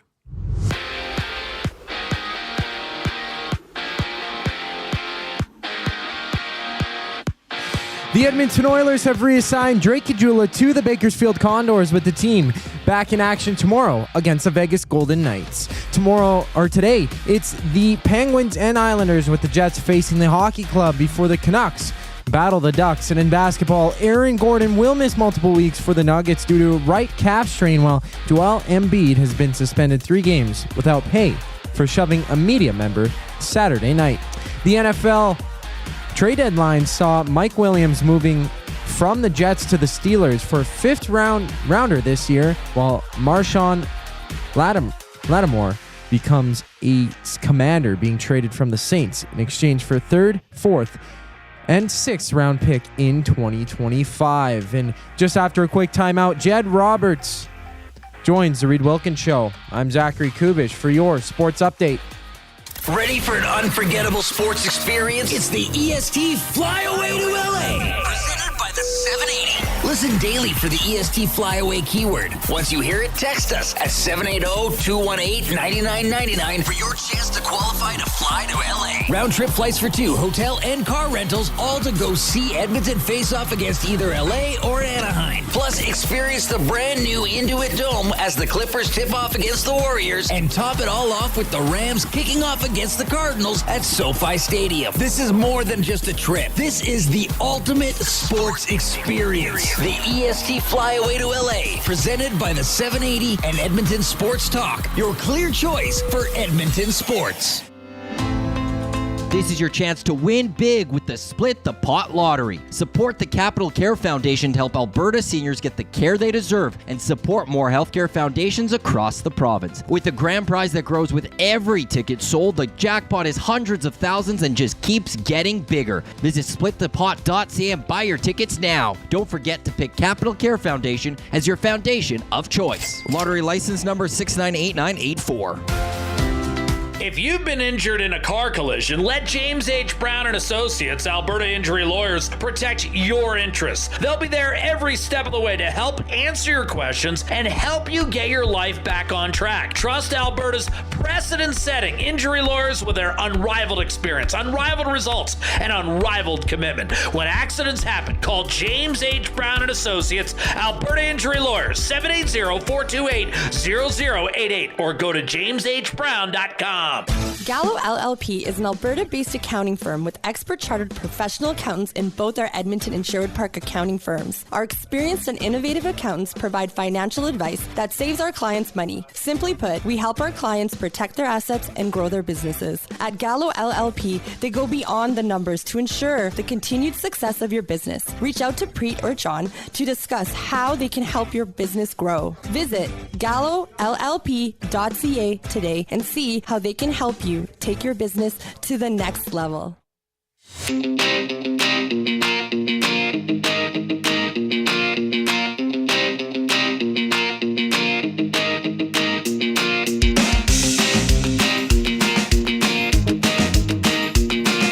All right, Coyote Steve in the Nasty Chat. Reid, would you trade Bouchard and Emerson to Montreal for Savard and Jack-Eye, knowing that the Oilers can't afford to pay him $8 million and give him a no-move contract? No, I would not trade Evan Bouchard. I realize there might be challenges with the contract. I mean, how old is Savard now? And Jack-Eye is an interesting player, a rough and tumble player. Yeah, Savard is 34. Bouchard's by far the biggest name in that deal. I just want to remind everybody of this. For years, and I know this because I interacted with fans a lot in my previous job, and for years, fans wanted a right shot power play quarterback defenseman with a big slap shot. The Oilers now have one. I would hesitate to part with that. Those guys are difficult to get. And the Oilers were able to draft one. Is he perfect? No, nobody in the NHL is perfect, but he has something that is a weapon. And except for the start of this year, has helped the Oilers' power play immensely. Okay? So I don't think all of a sudden the Oilers are going to be thinking about moving on from Evan Bouchard. He has a very unique skill that this team lacked and other teams would love to have. And that's why he is probably going to get a lot of money, especially if the power play ever wakes up this season, which, again, I still think it will. So, no, I would not do that. And just remember, everybody, what's one player on the back? Like last year, I was really surprised because I would go on other shows, like, I'll go on podcasts or be a guest if people want me to, and late in the season, people's like, we gotta move on from Cody Ceci. Like, Cody Ceci isn't good enough. We can't have Cody Ceci back. He's not good enough. And now what do I hear? Oh, I didn't realize how good Cody Ceci was. I didn't realize, he's not perfect, but he just kind of was pretty solid most of the time. It would be great to have a guy like that. So be careful what you wish for when you're throwing out your trade proposals and wanting to move on from players who have a role on the team. That's all I'm saying. I certainly wouldn't trade Evan Bouchard, and I certainly would not trade him for that return. Okay? Coyote Steve, you asked my opinion, and I gave it to you. I see yours in the nasty chat, and I respect it, but we're not going to we're not going to have that take over the show. Okay? If you ask my opinion on a trade or on a player, I assume you want it, and then I will gladly give it, okay? And then it's not going to be a 3-hour discussion on that. Okay, Coyote Steve? I know you love the Oilers, and I know you want to make that trade, but I told you what I think. All right, we got Jed Roberts, Double E alum, regular guest on this show, on the line. Jed, how are you doing? Doing good. Really good. I think it's untouchable. Sorry, say that again. You were a little garbled there for a second. I said I agree with you. Bouchard's untouchable. Yeah, I wouldn't move on for him for sure. I mean, he's a weapon back there for sure. Okay, I'll ask you this question. So, and a couple people have thrown this into the nasty chat already. Oh yeah, but Bouchard can't play defense. What do you say to that, Jed? I don't think that people are being realistic. I think I agree with you. I've been here for 30 some odd years, and we were dying for a guy like Bouchard for so long. We finally get him, and people can't wait to move him out. I mean, you can't please people, it's nuts. You got a guy with a skill set like Bouchard who only comes around once in a generation, and people are just spoiled here. We've always had really good hockeys around here, and I don't think Bouchard's the problem. I think there's lots of other things. I think they do need a right shot defenseman, maybe on the second your second pairing there, maybe. But I agree with you about Ceci. I thought Ceci did a lot of things. Maybe he wasn't quite as physical, but he's more physical than what we've got now, So I think people just need to be careful what they wish for. I totally agree with you. I think that the Oilers were a lot closer last year at the end of the season than they are right now. But, I mean, you're going to give this group a chance to come together. They haven't played together very often. These guys were playing well into, the first couple months of summer there. And this new unit here hasn't had a chance to really do much together yet. So I'm not really ready to give up on them just yet. I mean, they're playing pretty well, all things considered, with Connor being out. They've been holding their own, and I think some guys have been forced to step up, and they've done that. It's going to be an interesting season, that's for sure. I know you're a busy guy. Were you able to watch the game last night? Pardon? Jed, were you able? I know you're busy, but were you able to watch the game last night? Yeah, I caught most of that game. It was. I think they got goalied. They just couldn't see it. And it seemed like they were trying to get a little bit too cute with the passing on the power play. It was kind of frustrating to watch. They just couldn't quite get a good angle. And I think they were looking for the perfect shot. I think sometimes you just got to throw the puck on the net and just let the chips fall where they may. And, I don't know. I'm an optimist. I think these guys will figure it out. What's the football equivalent of Podkolzin missing that wide open net from a couple feet away? Man, I don't know. I just told you stick too tight. Yeah. It's just one of those times where you just got to keep swinging, and sooner or later it'll fall in. Jed, as we enter the CFL Eastern and Western finals here, I want to ask you to recall, I mean, you were on some teams that, won a Grey Cup and went on some runs as well. How's the body doing at this time of year? And is it something where the adrenaline's flowing so much? And I mean, let's face it, there's bonuses involved. Does that, this stuff that the guys got going through their heads in the locker room leading up to these games? Yeah, absolutely. I mean, this time of the year, guys are playing on fumes, and a lot of people realize this, but in the Canadian Football League, you don't get paid in the playoffs. You get paid. Everybody gets paid the same amount. Everybody gets paid the same playoff. They have a predetermined set amount that each player gets according to where they are in the playoffs. So for example, the Western semifinal, each player gets, I don't know what it is now, but it used to be like if you lost the Western semifinal, you got $800. If you won this Western semifinal, you got $1,600, and that was flat rate all across the team. Every player got the same amount. And then when you went to the Western final, if you won, you got $3,600. If you lost, you got like $2,000 or something like that. And then in the Grey Cup, each player's share is if you lose, you get, I don't know, it's gone up since then, but it's like you lose, you get $8,000, you win, you get $16,000. So the high-priced guys aren't making their salary anymore in the playoffs, so everybody's making the same amount. That's something I don't think people really stop to consider. And then the other part is that everybody's hurt this time of the year. Nobody's injury-free. If there's people that are injury-free, they haven't been playing. You know, it's a long season. Attrition certainly plays a role.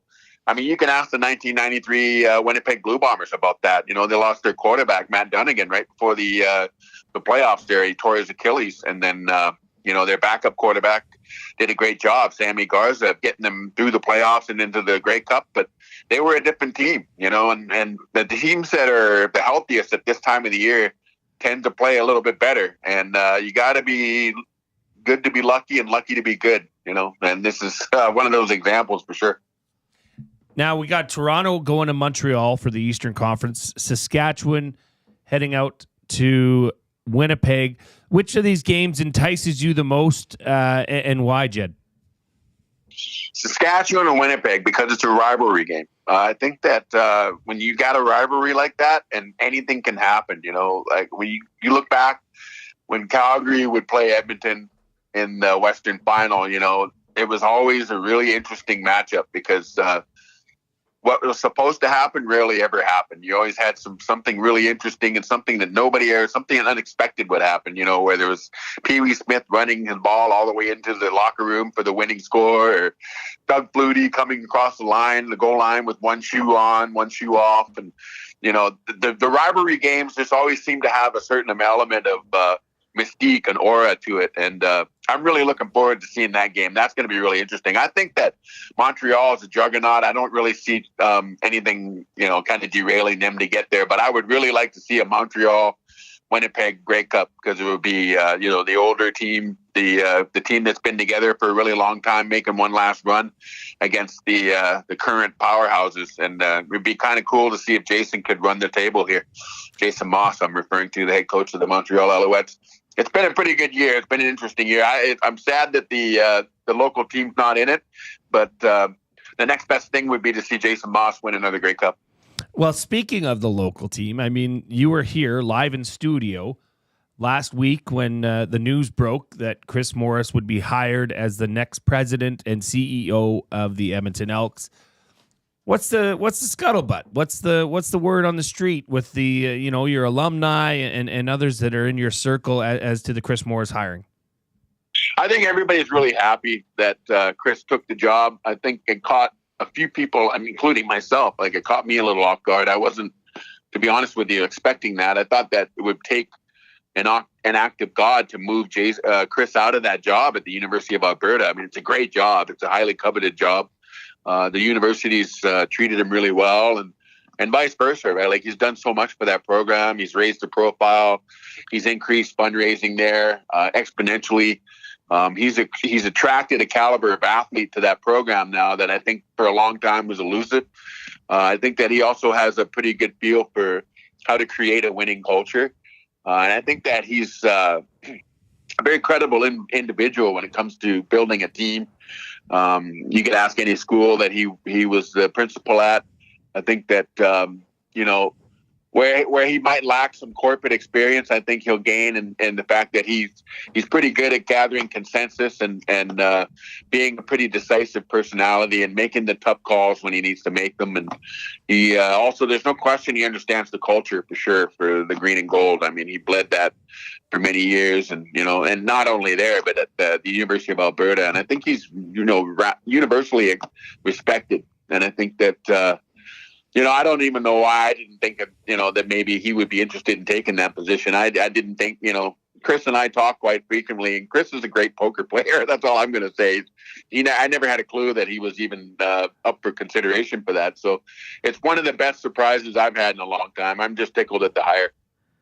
Yeah, I think generally, Paul, would you apply for a job with the Elks? Would there be anything you'd want to do if it was open, Jed? Honest question. Because I asked you a couple of years ago if you'd be interested in being a board member, and you said yes. Now that's not on the table anymore. Yeah, I don't know. I mean, I actually was, oddly enough, you say that. I was thinking about that earlier, just kind of daydreaming about that. And you know what? Like, I'm always a guy that would, yeah, absolutely. If something like that came up, why not? Like, it would be fun. But, I'm happy doing what I'm doing, working with that risk youth and coaching my kids in football. But I mean, I would never say never. Like, sure, like if something like that came up, I'd at least entertain it, especially with Chris in that role. Like, I'd have no problem working for a guy like that. And I would say the same thing to anybody considering a role with that organization right now. All right, Jed Roberts, Double E alum, joining us this afternoon on the Reid Wilkins Show with Jay Milne. He's our weekly guest here on the show. We'll have to get you in studio again. That was an absolute blast last week, especially since we had the Chris Morris breaking news while that was going on. What's happening now with the high school and the amateur scene? Are we getting right down to the end here? Yeah, we unfortunately, Salisbury, we lost to a very good Parkland football team in our playoff game, and then Parkland went on to play Harry Ainley, and then Ainley won that. And Ainley is a powerhouse. Anybody that's been following high school football this year, they'll tell you, like, that team is special. They've got a collection of athletes that I don't think we've really seen around these parts in a long time, and they're rated number 1 in the country, and that's saying something. So it'll be interesting. They're going to have some pretty good matchups, I think, down south. I'm not exactly sure who they'll play. I think they play. I don't know who they play. I haven't been following. Ainley's got Notre Dame this weekend. St. Francis is good. Raymond is good. They've got some good teams down south, so it'll be an interesting to see how that whole thing shakes down. But I think that Ainley's definitely the team to beat, especially if they're healthy. I think their quarterback might have gotten nicked up there against Parkland, but if he's healthy, they're I don't think there's anybody out there that can beat them. But if he's nicked up, it might get interesting there, because there's some really quality good teams down there in Calgary and in down by Lethbridge there. So my youngest son, the Sherwood Park Rams, was able to defeat a very, very good West Edmonton Raiders. They're the reigning champs. They won the last 2 years. And so we were finally able to kind of get over that hump and win, which is good, because this year there's only one team that comes from this region that goes down for the playoffs.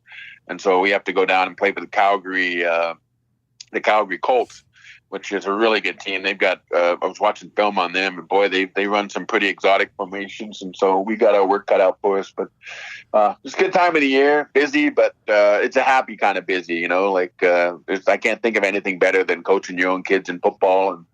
And this time won't last forever. So I'm just soaking it in, and there's going to be a time when I'm going to regret. It's awesome. Yeah, right on. Jed, you're awesome. Thanks for being a weekly guest. We'll catch up next week. We'll have the Grey Cup to preview. That's going to be a blast. Thanks so much, buddy.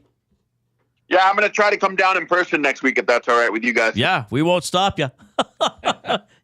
You're bigger than anybody we could try to keep you out here anyway. So that's all right. Thanks, Jed.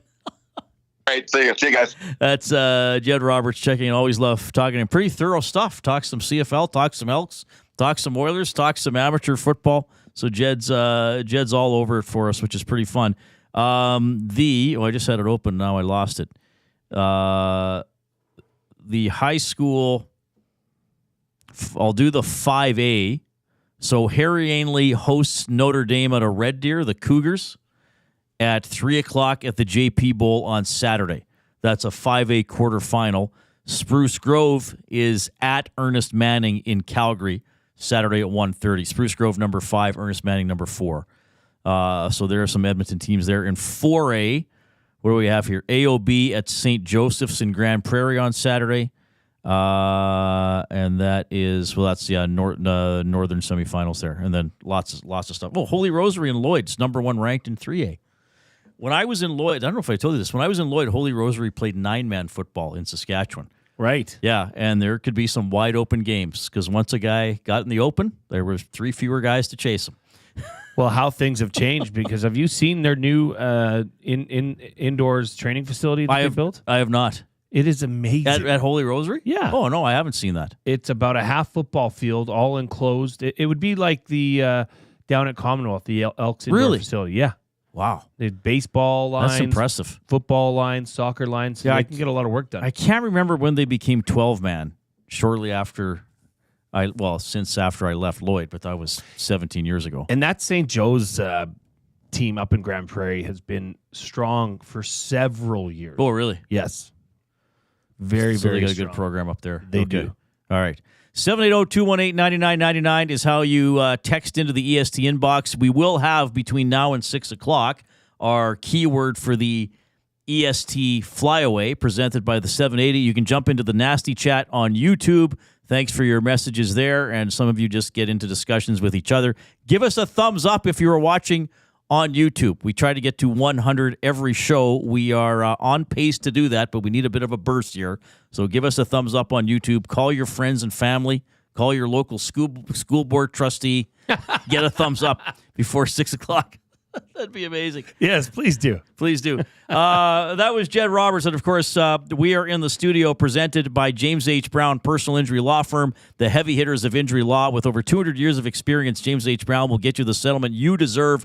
Visit them at jameshbrown.com today and book your private consultation. We got buying or selling for Damon Bunting coming up. My top 3 will be about technological innovations.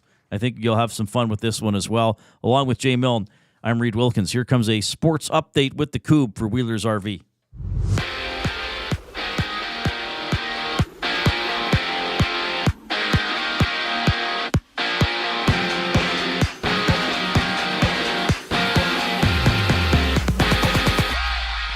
After playing 2 games for the Oilers this season, Drake Caggiula is back, heading back to the Bakersfield Condors as the Oilers sent him down this morning. The Oilers are in action tomorrow, and today there's 9 games around the NHL, starting with the Senators and Sabres before the Bruins duke it out against the Maple Leafs. The Flyers meet with the Hurricanes, and the Flames take on the Canadiens. Joel Embiid has been suspended 3 games without pay after shoving a member of the media Saturday night. The suspension will start in his next eligible game, as he's missed all of the 76ers' regular season games thus far. The NFL trade deadline saw the Steelers acquiring Mike Williams from the Jets in exchange for a 5th-round pick next year. The Commanders also moved a 3rd, 4th, and a 6th-rounder for next year to the Saints in exchange for Marshawn Lattimore. This sports update has been brought to you by Wheelers RV and Boat Storage, conveniently located 8 minutes west of St. Albert. Wheelers RV is your safe and secure place to store your RV, boat, or whatever it is you want to store. Visit them at wheelersrvstorage.com to take advantage of their limited time offer.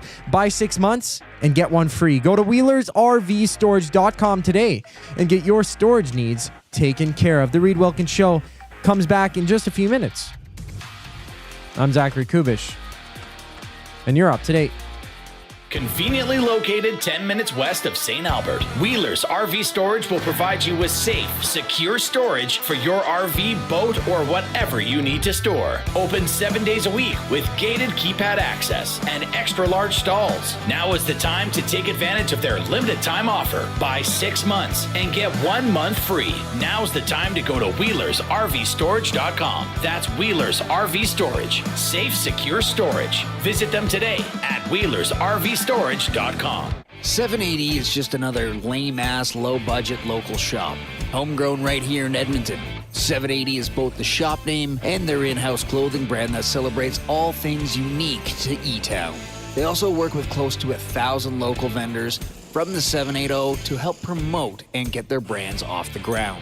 Check them out online at 780.com or at any of their 5 locations at Southgate, Londonderry, Kingsway, St. Albert, and the Outlet Mall by the airport. Food Sausages makes their meat with nothing but the best local ingredients. From chicken, beef, and pork, their gluten-free sausages are packed with flavor. Every single bite. Get a 10% discount when mentioning Edmonton Sports Talk in-store or use the code EST when shopping online at foodsausages.ca. Plus, you get free delivery on orders of $100 or more. Find them at 6736 99th Street. Food Sausages. You can't beat our meat.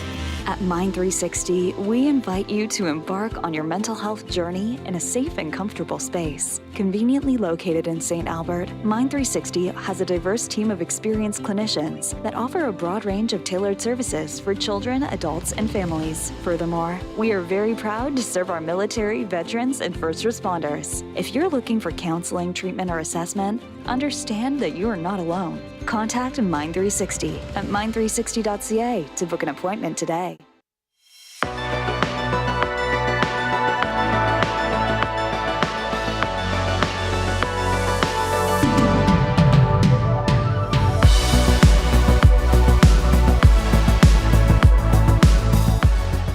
All right, hope you're having a great afternoon, everybody. Somebody, Heart's coming to Edmonton and announced their new opening act from Jodes. I am not up to speed on that. What's going on? Do we know that? Well, Jodes can tell us. Jodes will update us. Can't wait. Yeah. So Hart had an opening act, and then they didn't have an opening act, and now they have another opening act. I did not even know that they were coming to Edmonton. Friday, March 21st. Like a barracuda. As part of their Royal Flush Tour. Oh, that's awesome. That is, that's got to be one of the best tour names. That's got to be that's an incredible tour name. Hart with the Royal Flush Tour. What are some tour names that? Because the tour name, right? Yes, is not the album necessarily. It's not necessarily the album, but it sometimes it can coexist, right? What were some tour names that you thought? Okay, well, Def Leppard had the when they toured off Adrenalize, which came out in 1992. One of the lines in Let's Get Rocked is 7-Day Weekend. So they called it the 7-Day Weekend Tour. And then as it kept going on and on and on, I think they changed it to the Never Ending Weekend Tour because they toured so extensively. But I think Leopard just usually calls it the name of the album, or just will call it the Summer 2024 Tour. Or with Motley Crue, they had the Stadium Tour, right? Because they were playing football and baseball stadiums, like Commonwealth. Labor Day Weekend 2022. So, yeah, but the Royal Flush Tour by Hart, that's pretty good. Unless it makes you think of a toilet. Well, it might. That'd be our tour. I thought when, and Coob, I know you were going to chime in there, but I thought the U2, when they came with their 360 tour, I think that was one of the, the earliest. Well, the whole stage was this massive. It looked like a giant spider. Oh, but right. It was a 360. It was a circle in the round. In the round. It was in the round. Def Leppard, you know that's a circle, don't you? Def Leppard did in the round on their Hysteria tour, and then they did it again on Adrenalize, the 7-Day Weekend Tour. Jode says Hart had to postpone the tour. They had BTO. Now it's Cheap Trick. Okay. Good to know. That's in March. Maybe we'll go. 780-218-9999. Jump in the nasty chat on YouTube. Give us since I put out that call for the thumbs up, we've got a fair amount of thumbs up. So we can now see 100 for words. So keep calling your trustee and your local politician to give us a thumbs up. They're listening. They are listening. I better keep my constituents happy. I better like these lads on Edmonton Sports Talk. Coob, that's my politician. Coob, who was you're going to say something about a band that you thought? Yeah, well, it was supposed to be my first concert ever. Yeah. In like Rogers Place, anything big like that outside of K-Days or whatever I went to before, but no more tours. Two, the second one, Ozzy Osbourne. Yeah, that's what. So somebody made a joke about Motley Crue. Yeah, Motley Crue. How many final tours did they have? It's their final farewell, goodbye season show tour. No more tours. All right, that's a good one because he had the song "No More Tears," right? Yeah, Ozzy Osbourne. He just got put into the Rock Hall of Fame not that long ago. Just now? Ozzy? No, I think it was like a couple weeks ago. Oh yeah, recently. If I'm not well mistaken. after the fact that he should have been in there. Yeah, he's old. Have you been to the Rock and Roll Hall of Fame? That's in Cleveland, It right? is in Cleveland. I have not. I went there, and we ran out of time to see everything. I heard because it closed, and we were going to a baseball game that I've night. heard from several people that Cleveland is massively underrated as like a city to go to, as a destination. I couldn't say that either way. I wasn't. This was part of the baseball park tour Jay and I did, and we got to Cleveland mid-afternoon, got something to eat, quickly went to the Rock and Roll Hall of Fame, and we did the Football Hall of Fame in Canton in the morning, finished the drive into Cleveland, and then did the Rock and Roll Hall of Fame, Gotcha. and then went to the game in the evening, and then left in the morning to go, I can't remember, where that might have been the last stop. We might have gone back to Southern Ontario after that. Isabella Moreland in the nasty chat says, my mom said she might give a thumb up if I say please. Please, Isabella's mom, give us a thumbs up. Is it on also YouTube. your birthday, Isabella's mom? Could be. Could be a mom birthday kind of day. Reid, we got to talk about something here. All right, let's get to buying and selling for Damon Bunting, a consistent top-producing realtor in Greater Edmonton and among Western Canadian RE/MAX realtors. He and his team would love to help you find that right home or make the move from your current home. Community-driven, he understands what it takes to make a difference in our city. Check him out, DamonBunting.com, or the Instagram handle, Damon Bunting Real Estate. By the way, it seems dark in here today. It's not dark outside yet. Well, somebody shut off some turned the lights lights that off. usually aren't off. That's Yeah. why. I thought That it was had a a coup? different mood in here. Okay, that's fine. Yeah, usually Trev does that. Like if he's the only person in here, I notice that I come in, I can see under the door that the lights are off.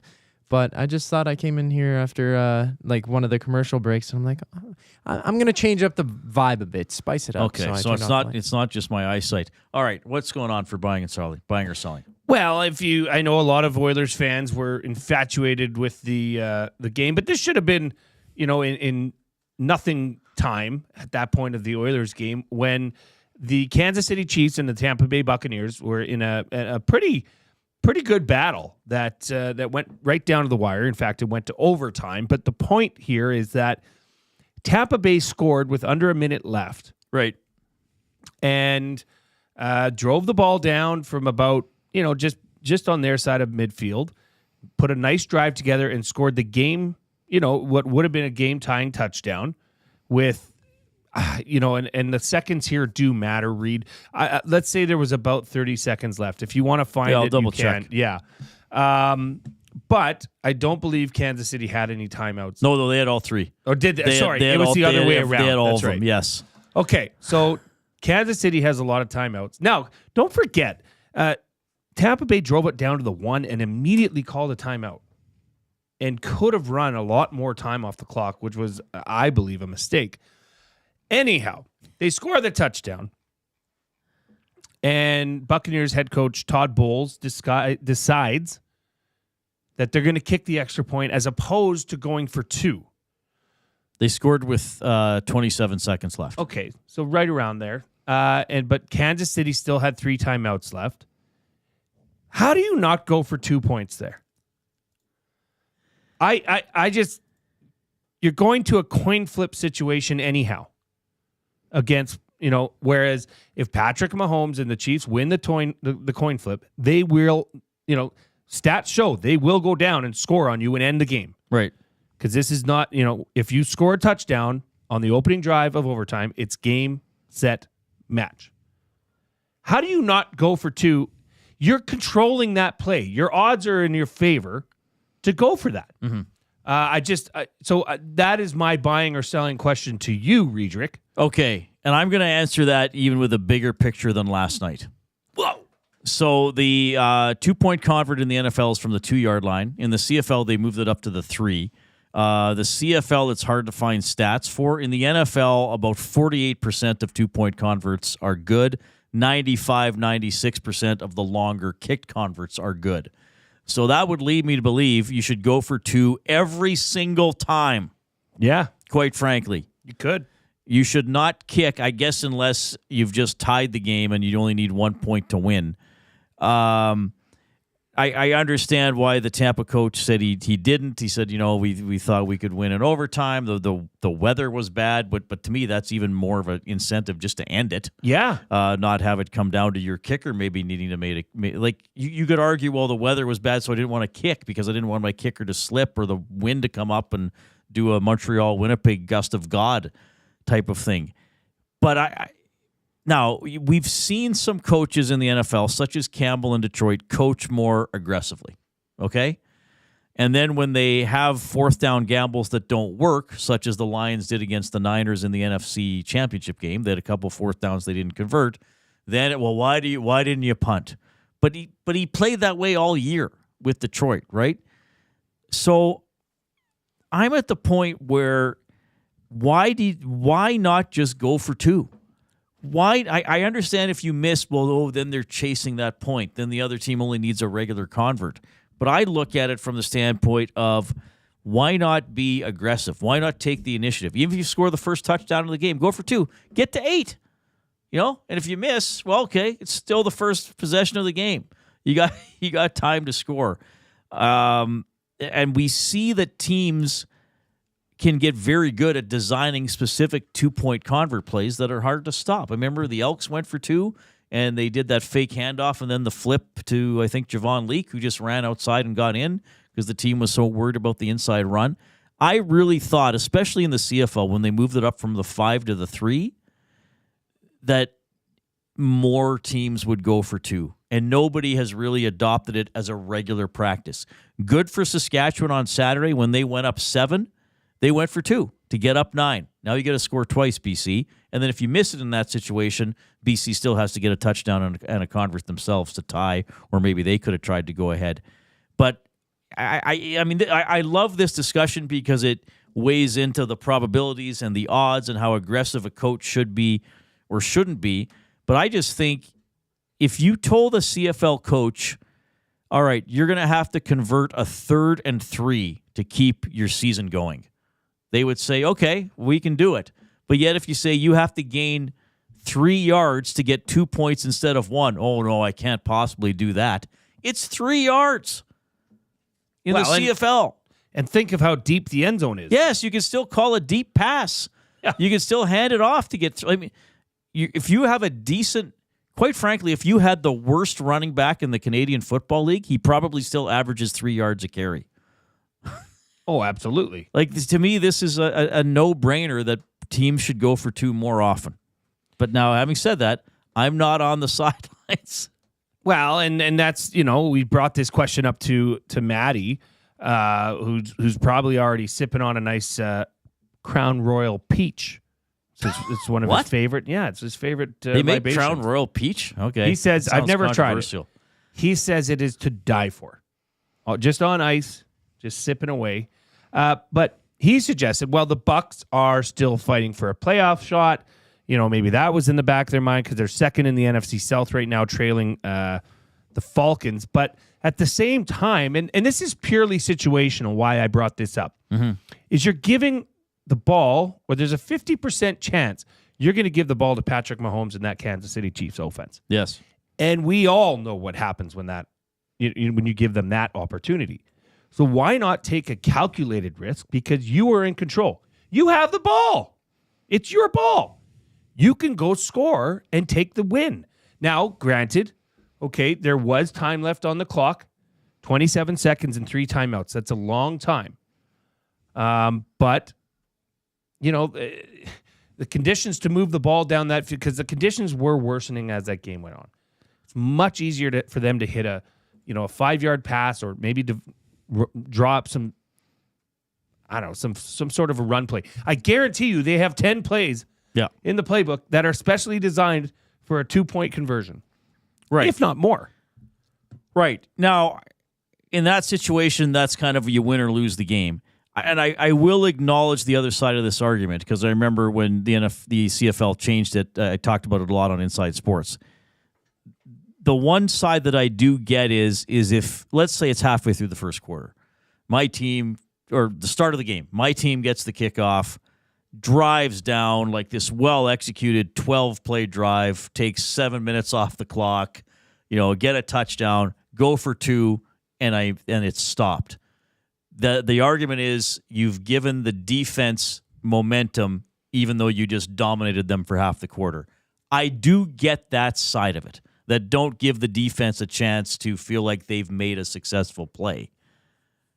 Yeah, but football is about emotion. You've and still given up a touchdown. The ebbs and flows of emotion throughout a football game there's plenty of opportunity for that. And you can throw your brass balls on the table again and make a go at it. But that was a chance to make a statement. Even in your instance, that's a chance to pour it on and really make a statement and defeat this team on the opening drive. But in this instance against Patrick Mahomes, I just don't see why you wouldn't go for 2. I didn't like the call. And hey, if Patrick Mahomes, they kick it off and they bing, bang, boom, they're in field goal range and Butker kicks a 58-yard field goal for the win, well, you're going to have to take that. But you're making them execute perfectly to do that. Right. You are. And the pressure's now on them. Yes.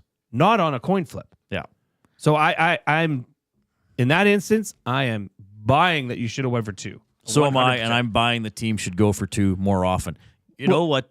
Let's talk about a little bit more on some other special teams. And I also got a really good email here from Bones to read at EdmontonSportsTalk.com about rebounds, because I think Bones is I think he is at the same time both refuting and supporting something that I've been saying. Is that fair, Bones? Given what you said. This is Oilers related. This is Oilers related. Yes, sure. But it's time for our flyaway to LA, presented by the 780, a homegrown local shop right here in Edmonton. 780, both the shop name and their in-house clothing brand that celebrates all things unique to E-Town. They also work with close to 100 local vendors from the 780 area code to help promote and get their brands off the ground. Check them out online at 780.com or at any of their 5 locations at Southgate, Londonderry, Kingsway, St. Albert, and the Outlet Mall by the airport. You're trying to qualify to win a trip for 2 to LA from December 26th to the 30th with hotel and rental car. Clippers, Warriors in the NBA, Rams, Cardinals in the NFL, and we'll also get you to an Edmonton Road NHL game as well. You have to text in this keyword to 780-218-9999. That keyword is fashion. The keyword is fashion. Is this because of my shirt today? Must be. Being low-end fashion, or at least in the stream on YouTube, it appears quite slovenly. The keyword is fashion. All right, yeah, we'll get to Bones' email, more on football strategy and my top 3 as well. Having a fun show, everybody. Stick around for the final hour. Please give us a thumbs up on YouTube. We are quickly approaching 100. We got a break and a sports update first. Get all the latest news and takes on everything Oilers with Dustin Nielsen and Tom Gazzola on the Oil Stream. Live at noon, Monday, Wednesday, and Fridays. Only on EdmontonSportsTalk.com. UFC lives at the Canadian Brew House with the most TVs, great food and drinks, and the perfect party atmosphere. There's no better way to experience UFC 309 on November 16th. Since 1952, William Huff has been the heartbeat of Edmonton's advertising world. From humble beginnings to a citywide powerhouse, we've been the go-to for signage from print to design and installation. Partnering with Edmonton's top sports franchises and major events, we've helped shape the city's global reputation. Our secret? Unmatched customer service, decades of experience, and a passion for excellence we call the William Huff Advantage. Visit us online at williamhuff.com. You've always known GCL Diesel as the experts in diesel fuel systems, but did you know that GCL is also your source for turbochargers and turbo repair? As a turbo supplier for Garrett, Borg Warner, and Holset, GCL can provide genuine original equipment turbos at wholesale prices. Whether it's diesel, gas, natural gas, or performance, we can provide you with the turbo or custom repair you require. Turbo questions? We've got turbo answers. Visit us in the West End or online at GCLDiesel.com. GCL Diesel, turbochargers, understood. This is your chance to win big with the Split the Pot Lottery. Support the Capital Care Foundation to help Alberta seniors get the care they deserve and support more healthcare foundations across the province. With a grand prize that grows with every ticket sold, the jackpot is hundreds of thousands and just keeps getting bigger. Visit splitthepot.ca and buy your tickets now. Don't forget to pick Capital Care Foundation as your foundation of choice. Lottery license number 698984.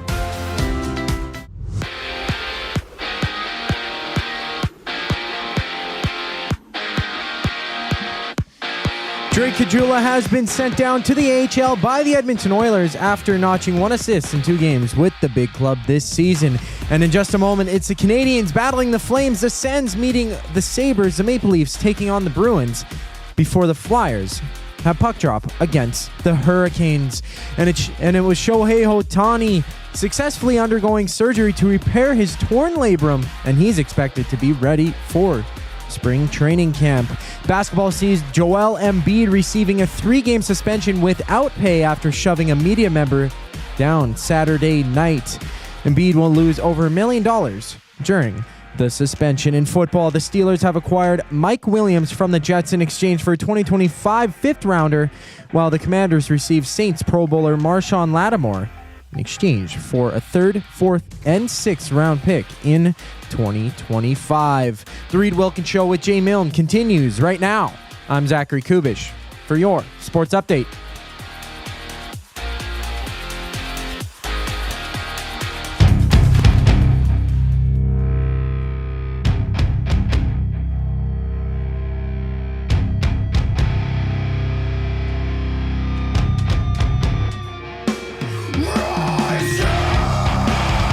All right, 5 minutes after 5, Tuesday afternoon, Oilers game day tomorrow. Our show will be abbreviated by half an hour. We'll stop at 5:30 and hand it over to Tom and Hernan for the Oil Stream pregame show. They'll be on after the game as well. Oilers taking on the Vegas Golden Knights for the first time this season. 780-218-9999.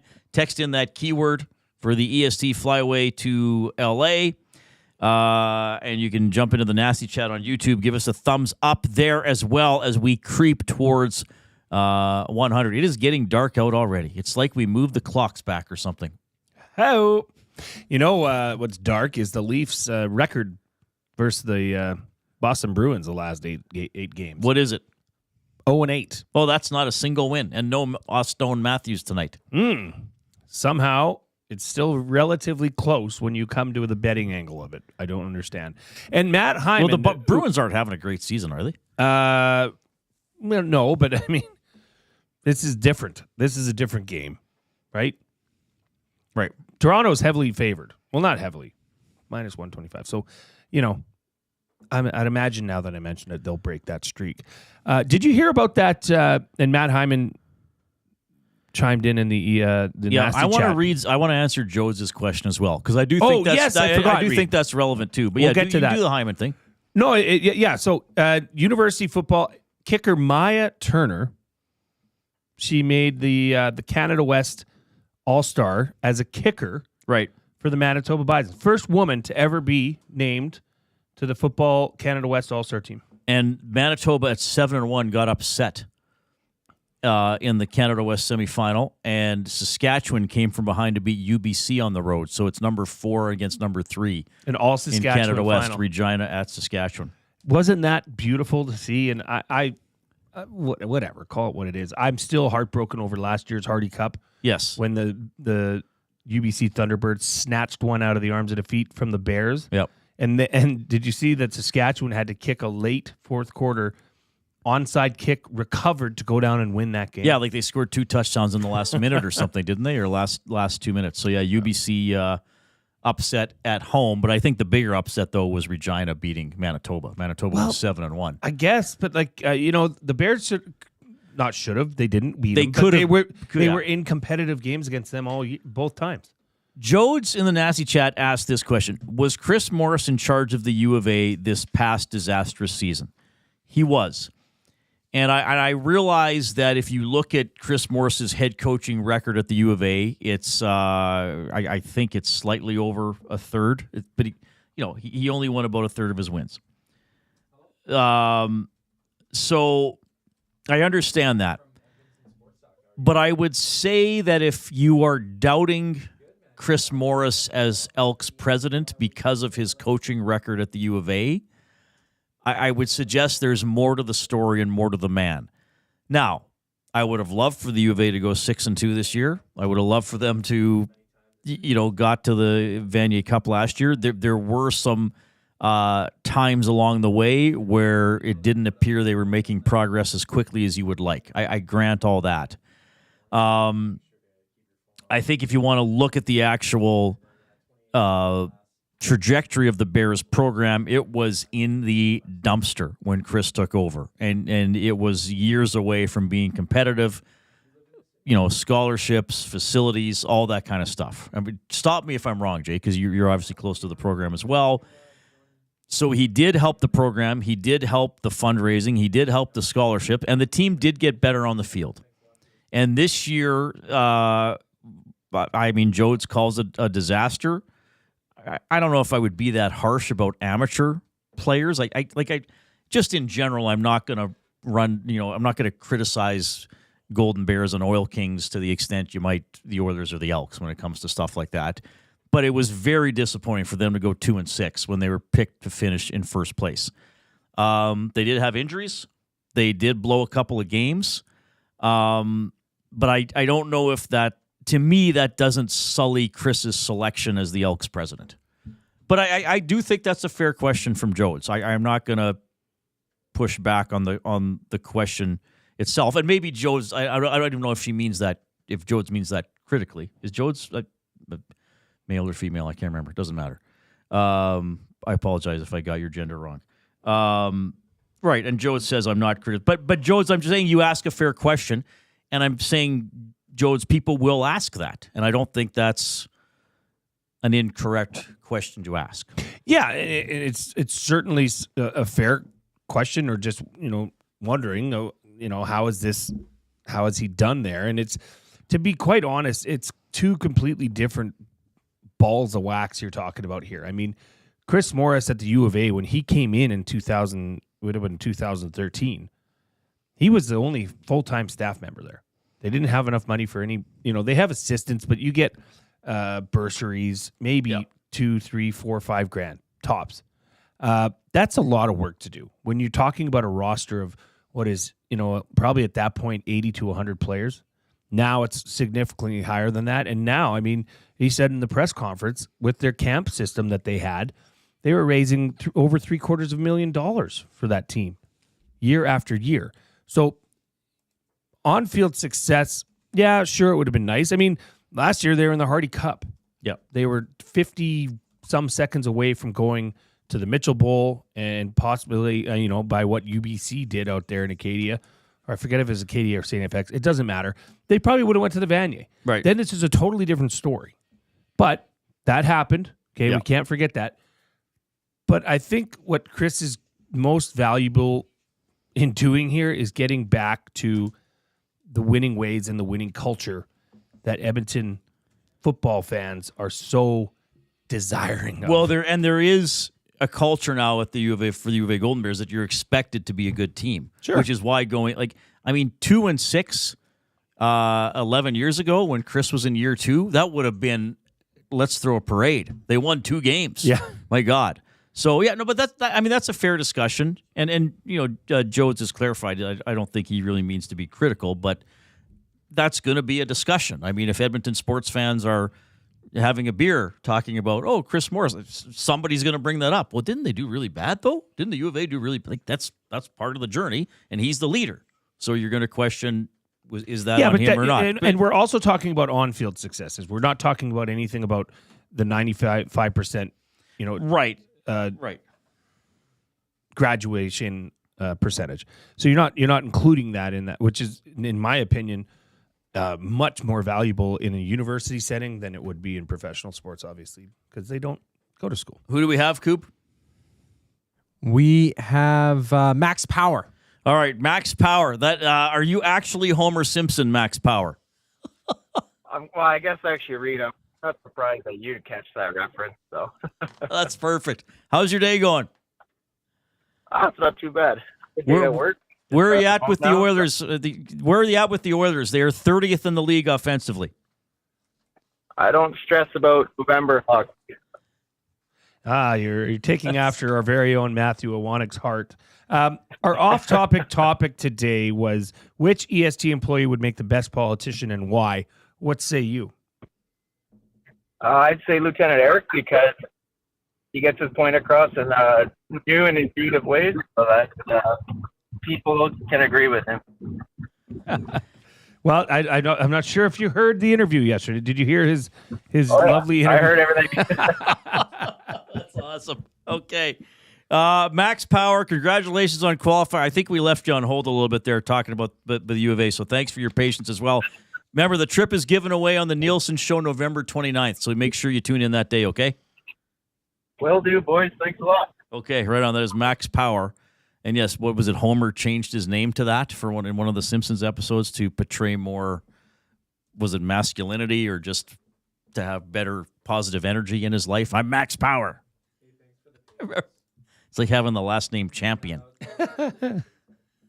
He changed his name to Max Power to rid himself of the negative attention. Because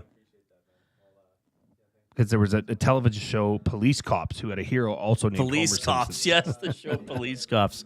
Okay, Jodes, I apologize. As you know, I've met a lot of people the last few months since starting here, and I met Jodes briefly here at the office, and I vaguely remember it. Jodes, I'm sorry.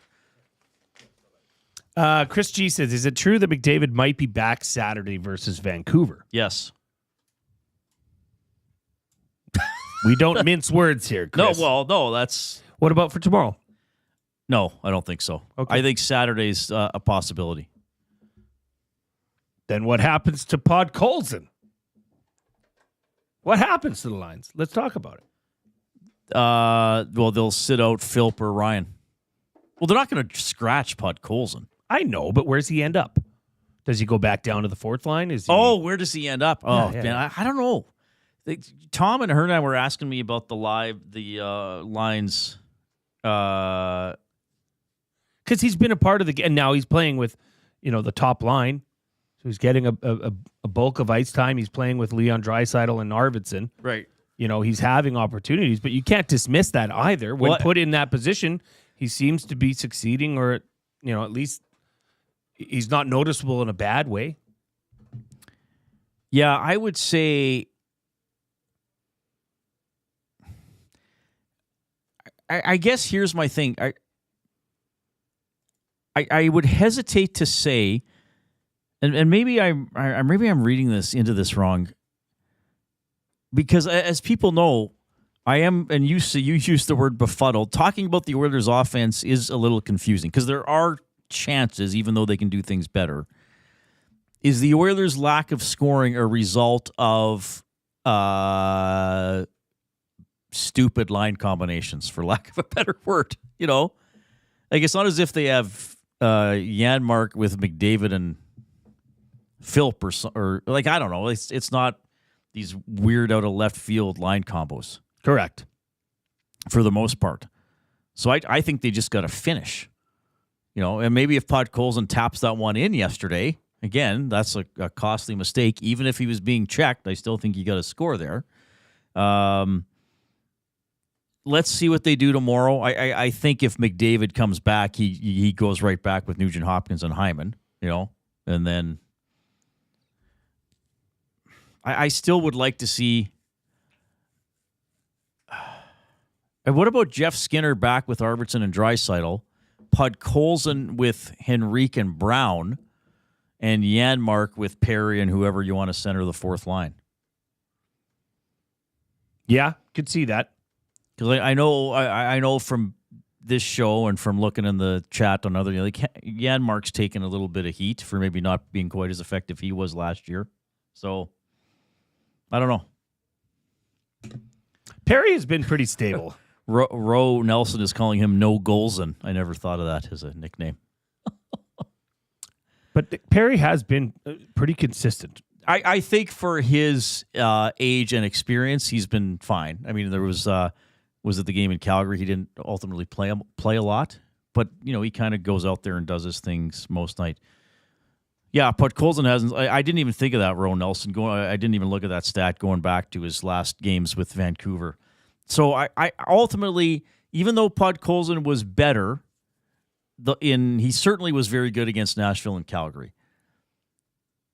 I still wonder if he's better suited to play in the bottom six. And then the expectation of scoring isn't there as much. And I do think that the Oilers need something more out of their third line. Even if it's not goals, it'd be nice to get goals, but even more cycling and grinding and banging away and keeping the puck on the other end of the rink and wearing down a deep pairing for the big boys to come out onto the ice. Because we haven't really seen that. And I know Henrique's had a couple close calls. I really think Brown has had the best season of those three guys, if you look at the three from last year.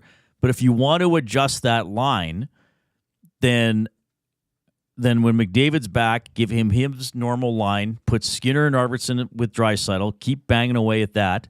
And I want Skinner with a good center. I don't necessarily want him in the bottom six like he has been in some games. Then maybe try Podkolzin, Henrique, and Brown together. And then you make a fourth line out of who Caggiula sent down. So I don't know if they're going to send Philp down when Connor's back. I guess that's what I would say, doing a riff on it here at 5:19 on a Tuesday afternoon. Well, it's something to think about. I mean, obviously there is excitement around, what Tommy posted there about Connor skating, and it appears to, absolutely not going to need 2 to 3 weeks. Right. So, yeah, it'll be interesting to see what happens when McDavid's back. All right. I still want to get to this email I got, a really good one from Bones, and we still have to do my top 3. We may shuffle that around a little bit. We got a sports update with the Coupe for Paramount Flooring.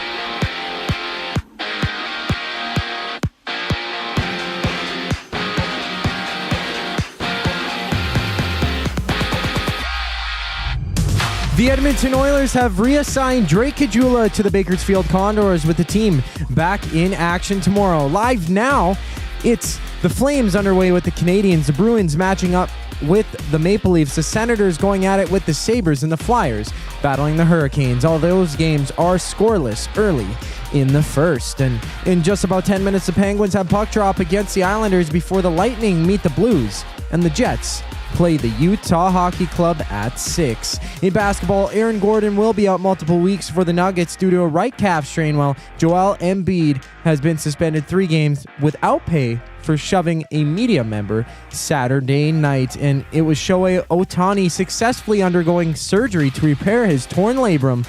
He's expected to be back for spring training. This sports update has been brought to you by Paramount Flooring. Proudly family owned and operated for 33 years, Paramount Flooring is your full-service flooring and tile supplier. Whether you're a home owner, renovator, or builder, Paramount Flooring provides the flooring to fit your lifestyle and budget. Visit their showroom that's open 7 days a week at 10707 184th Street. Paramount Flooring. Flooring for the life that you live. Just after the break, the Reid Wilkins Show returns. I'm Zachary Kubish for your sports update. Ready for an unforgettable sports experience? It's the EST Flyaway to LA. Presented by the 780. Listen daily for the EST Flyaway keyword. Once you hear it, text us at 780-218-9999 for your chance to qualify to fly to LA. Round trip flights for 2, hotel and car rentals, all to go see Edmonton face off against either LA or Anaheim. Plus, experience the brand new Intuit Dome as the Clippers tip off against the Warriors, and top it all off with the Rams kicking off against the Cardinals at SoFi Stadium. This is more than just a trip. This is the ultimate sports experience. The EST Flyaway to LA, presented by the 780 and Edmonton Sports Talk. Your clear choice for Edmonton sports. You want the heavy hitters on your team, both on and off the ice. If you've been injured in a car accident, call the heavy hitters of injury law. James H. Brown and Associates, Alberta Injury Lawyers. With over 200 years of combined injury law experience, their precedent-setting lawyers are ready to help. Locally owned and proud Edmonton Oilers fans, James H. Brown and Associates wants to support you with their unrivaled experience, unrivaled results, and unrivaled commitment. When accidents happen, head to jameshbrown.com. Hey Edmonton, ready to take advantage of lower rates and better pricing? South Fort Chevrolet in Fort Saskatchewan has you covered. From rugged trucks to sleek SUVs. And with over 40 years in business, you can trust that you're getting the best deal on your new ride. As the proud title sponsor of the Nielsen Show, EST listeners can drive a little to save a lot with South Fort Chevrolet's transparent pricing and down-to-earth sales team. Visit us today in Fort Saskatchewan or online at southfortchev.com. And then the show will be.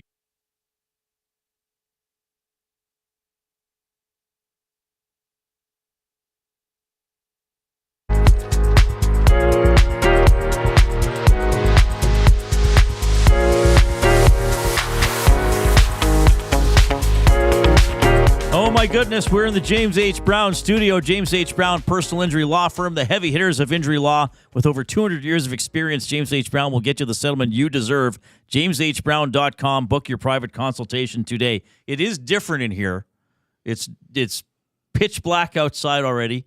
They're in this parking lot behind us. There's some truck with the flashing lights, not the police lights or the ambulance lights, the kind of bronze and light blue light. I don't know if it's a tow truck or some sort of service vehicle. It's weird, man. It's weird. Give us a thumbs up on YouTube. We are within striking distance of 100. We've done very well. A little slower pace today for the thumbs up, but call your local representative, your long-lost relative, and tell them you have 34 minutes to go into the Edmonton Sports Talk live stream on YouTube. And please give us a thumbs up so we might get fed. He'll give us some frozen Cheetos. Oh. That's what Dustin will give us. One frozen Cheeto for us to cut in half. Or Cheeto? you freeze cheesies. Cheese. You freeze cheesies. Well, maybe we should try Cheetos. Let's freeze everything. All right. 780-218-9999. Nasty chat on YouTube. Read at edmontonsportstalk.com. I got an email about half an hour ago or so from Bones. So I've been talking about, well, I guess shooting more. I think I've specifically talking about Bouchard. And haven't I been specifically saying slap shots? Because the Oilers actually are, as you said, second in the league in shots on goal per game.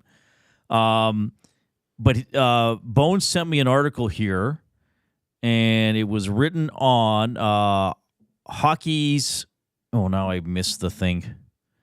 Hockey's Arsenal, some sort of Substack thread. It's a couple years old, but it kind of gives one of those heat map type things, and it says point shots generate fewer rebounds than closer shots or even shots from the corner. So basically, if it's a point shot, so from above the top of the circle, it's a little under 25% from any area of the ice to generate a rebound.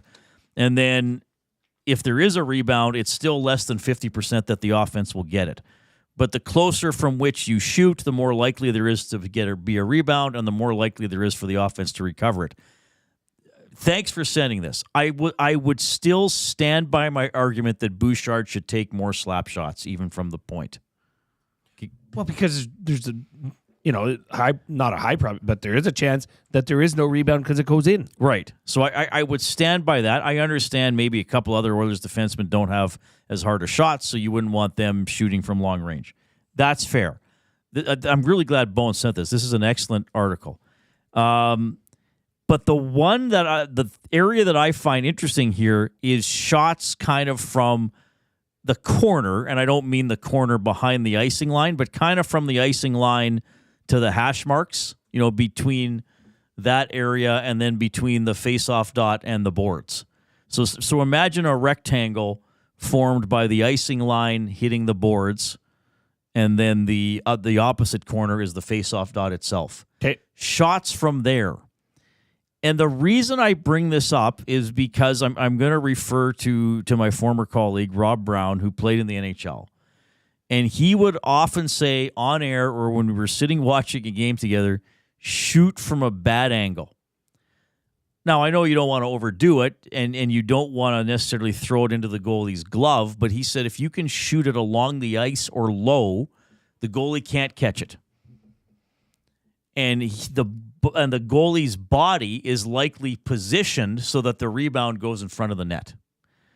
And we've seen that where players will slap a puck on goal kind of even parallel to the goal line from the corner, and those are the ones that create chaos in front of the net. They probably won't go in, but if you're kind of on a what was the goal? There was it against Philadelphia? Yeah, it was the Henrique backhand goal. Remember Janmark just slapped it from low to the icing line? Yes. Well, where's that rebound going? Because the goalie is not totally turned to it. He still has to worry about being turned towards the front of the net. So the rebound's often going to go in front. And then if you have people going there, you might create some sort of chaos. So interesting article. Okay, so hang on. What? So where is this article suggesting the shots, the bulk of the shots should come from? Well, I think it's still suggesting you have to get the puck into the slot to shoot. Right. Right. But does it give you an optimal rebound, from different areas on the ice? It's still right in front of the net. Creates the most rebounds, like right in front of the net. So like within 15 feet. So it's still saying hockey is Get a the simple puck game. to the net. You got to get the puck to the net. But it is interesting that I think if it's saying you're taking a low percentage first shot, it's better to do that from a sharp angle than from the point. To me, that's the takeaway for this.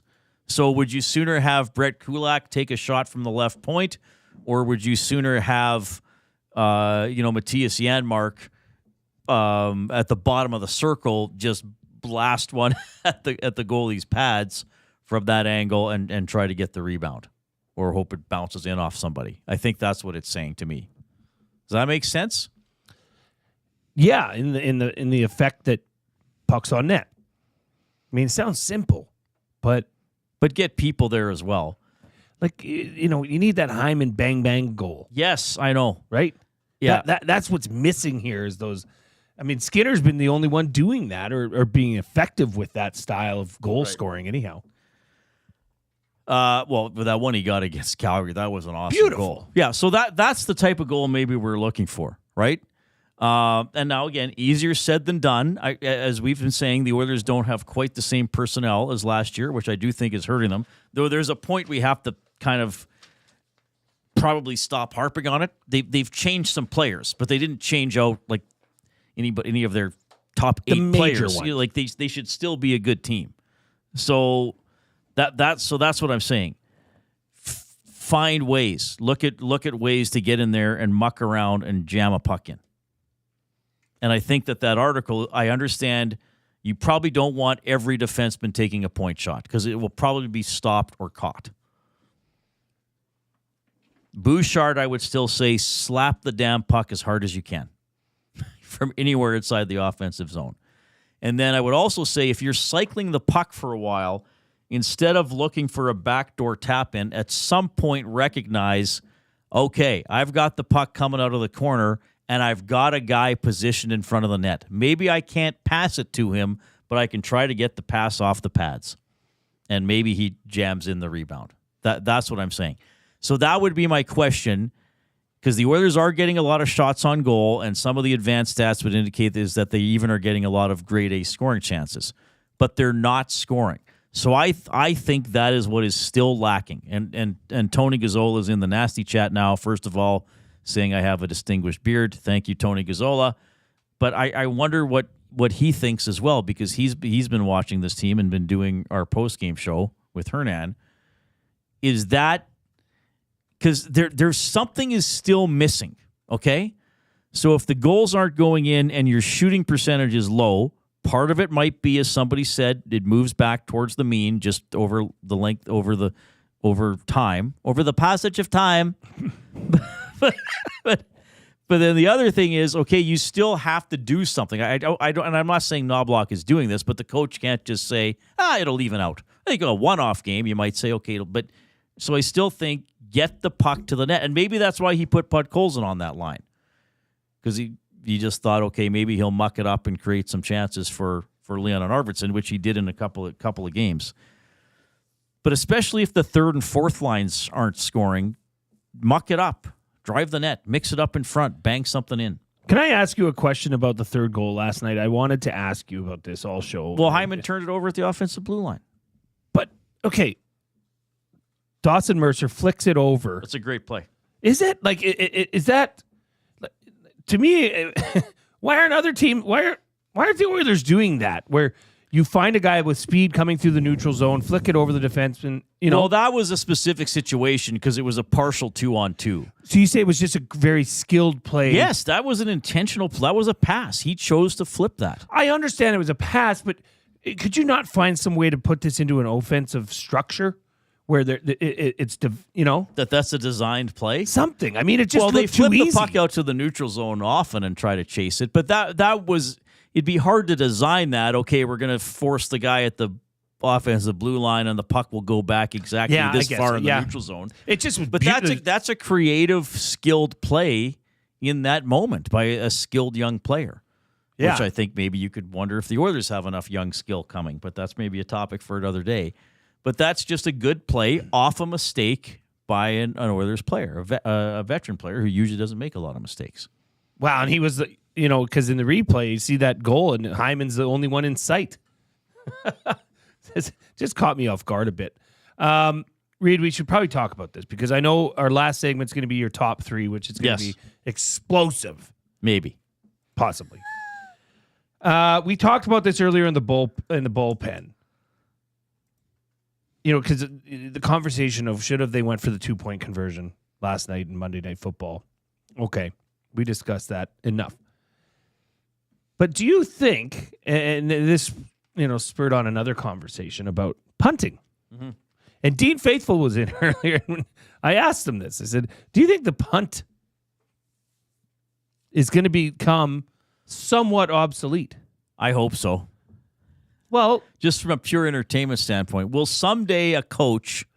Now, there are coaches already in... Because you read the article I gave you from 2006? Yeah, Greg Easterbrook on ESPN page 2 in September 2006 wrote a interesting article about, at that point, how some people were already talking about that it's in your favor to go for it on 4th and certainly 1. Yes. Certainly 2. Yes. And mostly 3. 4th and 3.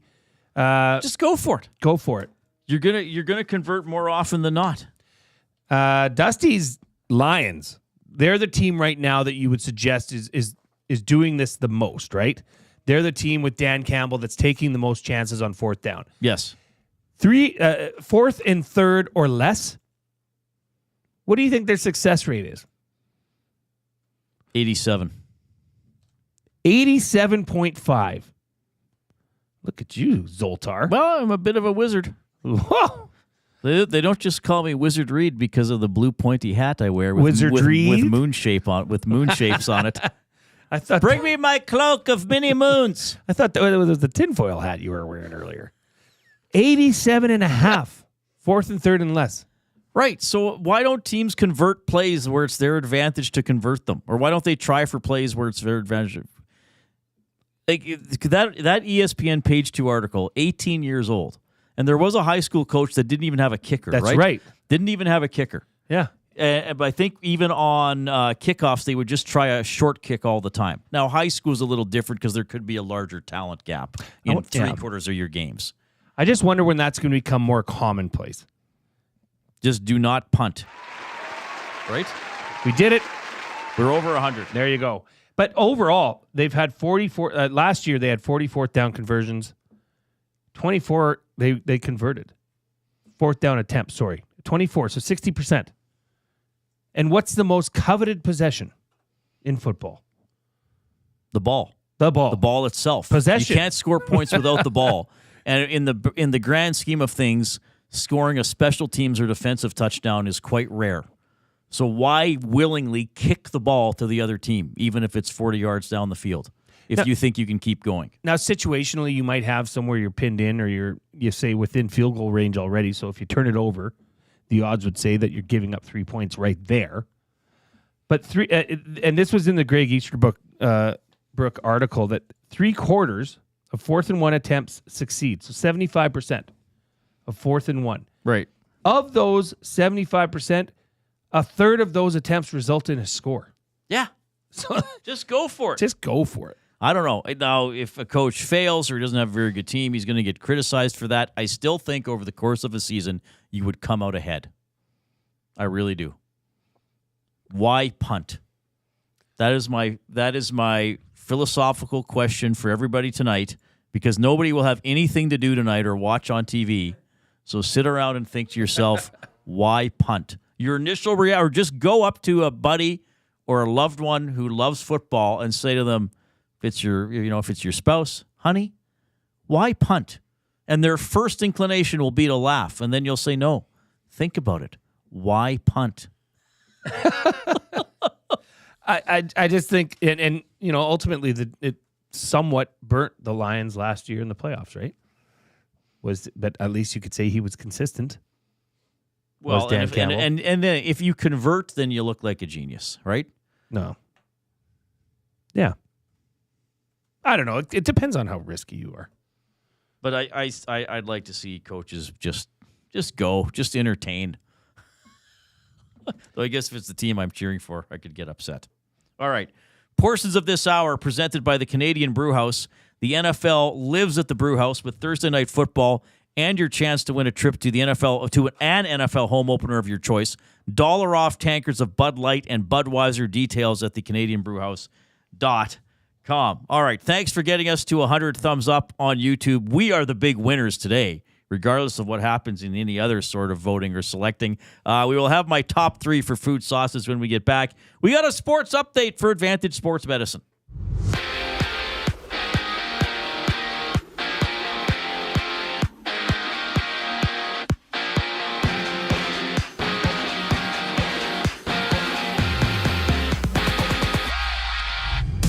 Drake Caggiula has been sent down to the AHL by the Edmonton Oilers after notching 1 assist in 2 games with the big club this season. And right now, it's the Senators leading the Sabres 1-0, while the Flyers and Hurricanes have 1 goal apiece with both of those games near the end of the first period.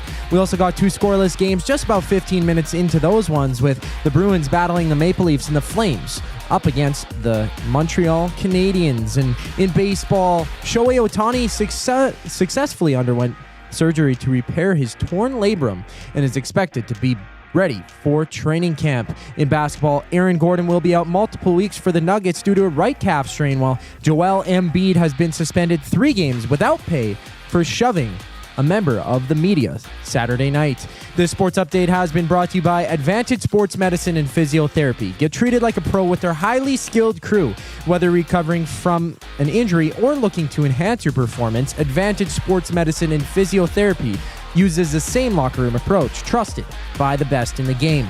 Find them online at AdvantageSportMed.ca. It's the final segment of the Reid Wilkins Show just after the break. I'm Zachary Kubish, keeping you up to date. Wake up with the Nielsen Show with Dustin Nielsen and Lieutenant Eric. Weekday mornings 6 to 9 on EdmontonSportsTalk.com.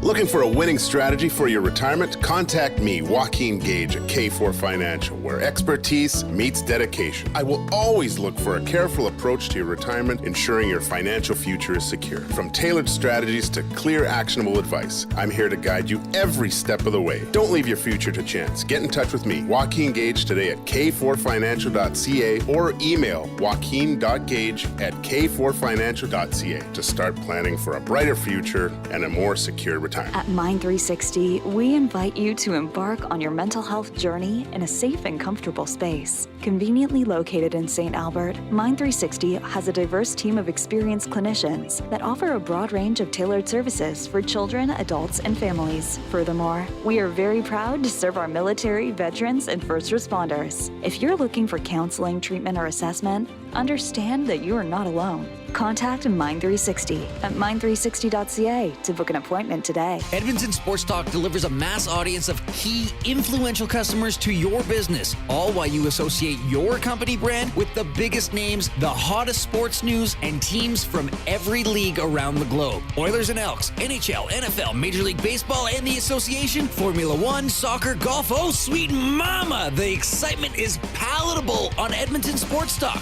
It's where fans go to get their sports fix and where our partners find the most loyal consumers. Contact us today and see how our team on Edmonton Sports Talk can score the biggest goals for your business. With various advertising options available, email business@edmontonsportstalk.com or head to our website and send a message at edmontonsportstalk.com.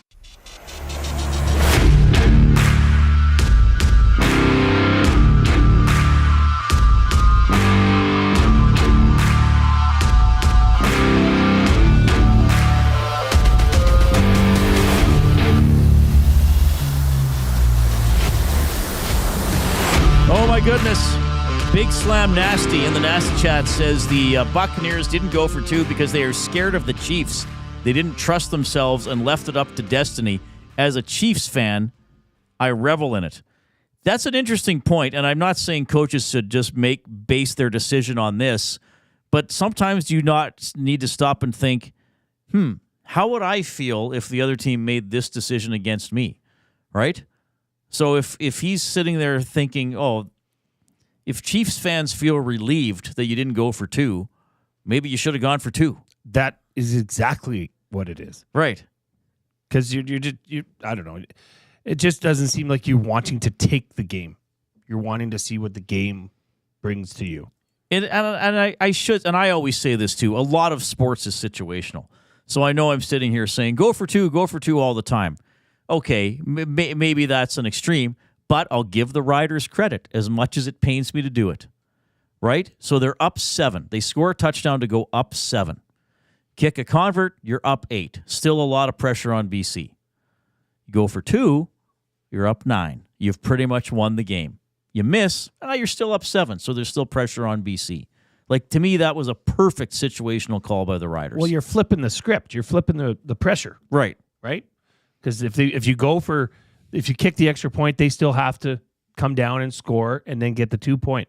But there's a glimmer of hope. Yes. Now there's none. But even if you miss, they still have to come down and score. Yeah. Right? And it was 50-50 which team Vernon Adams Jr. was going to throw the ball to. So there's that as well.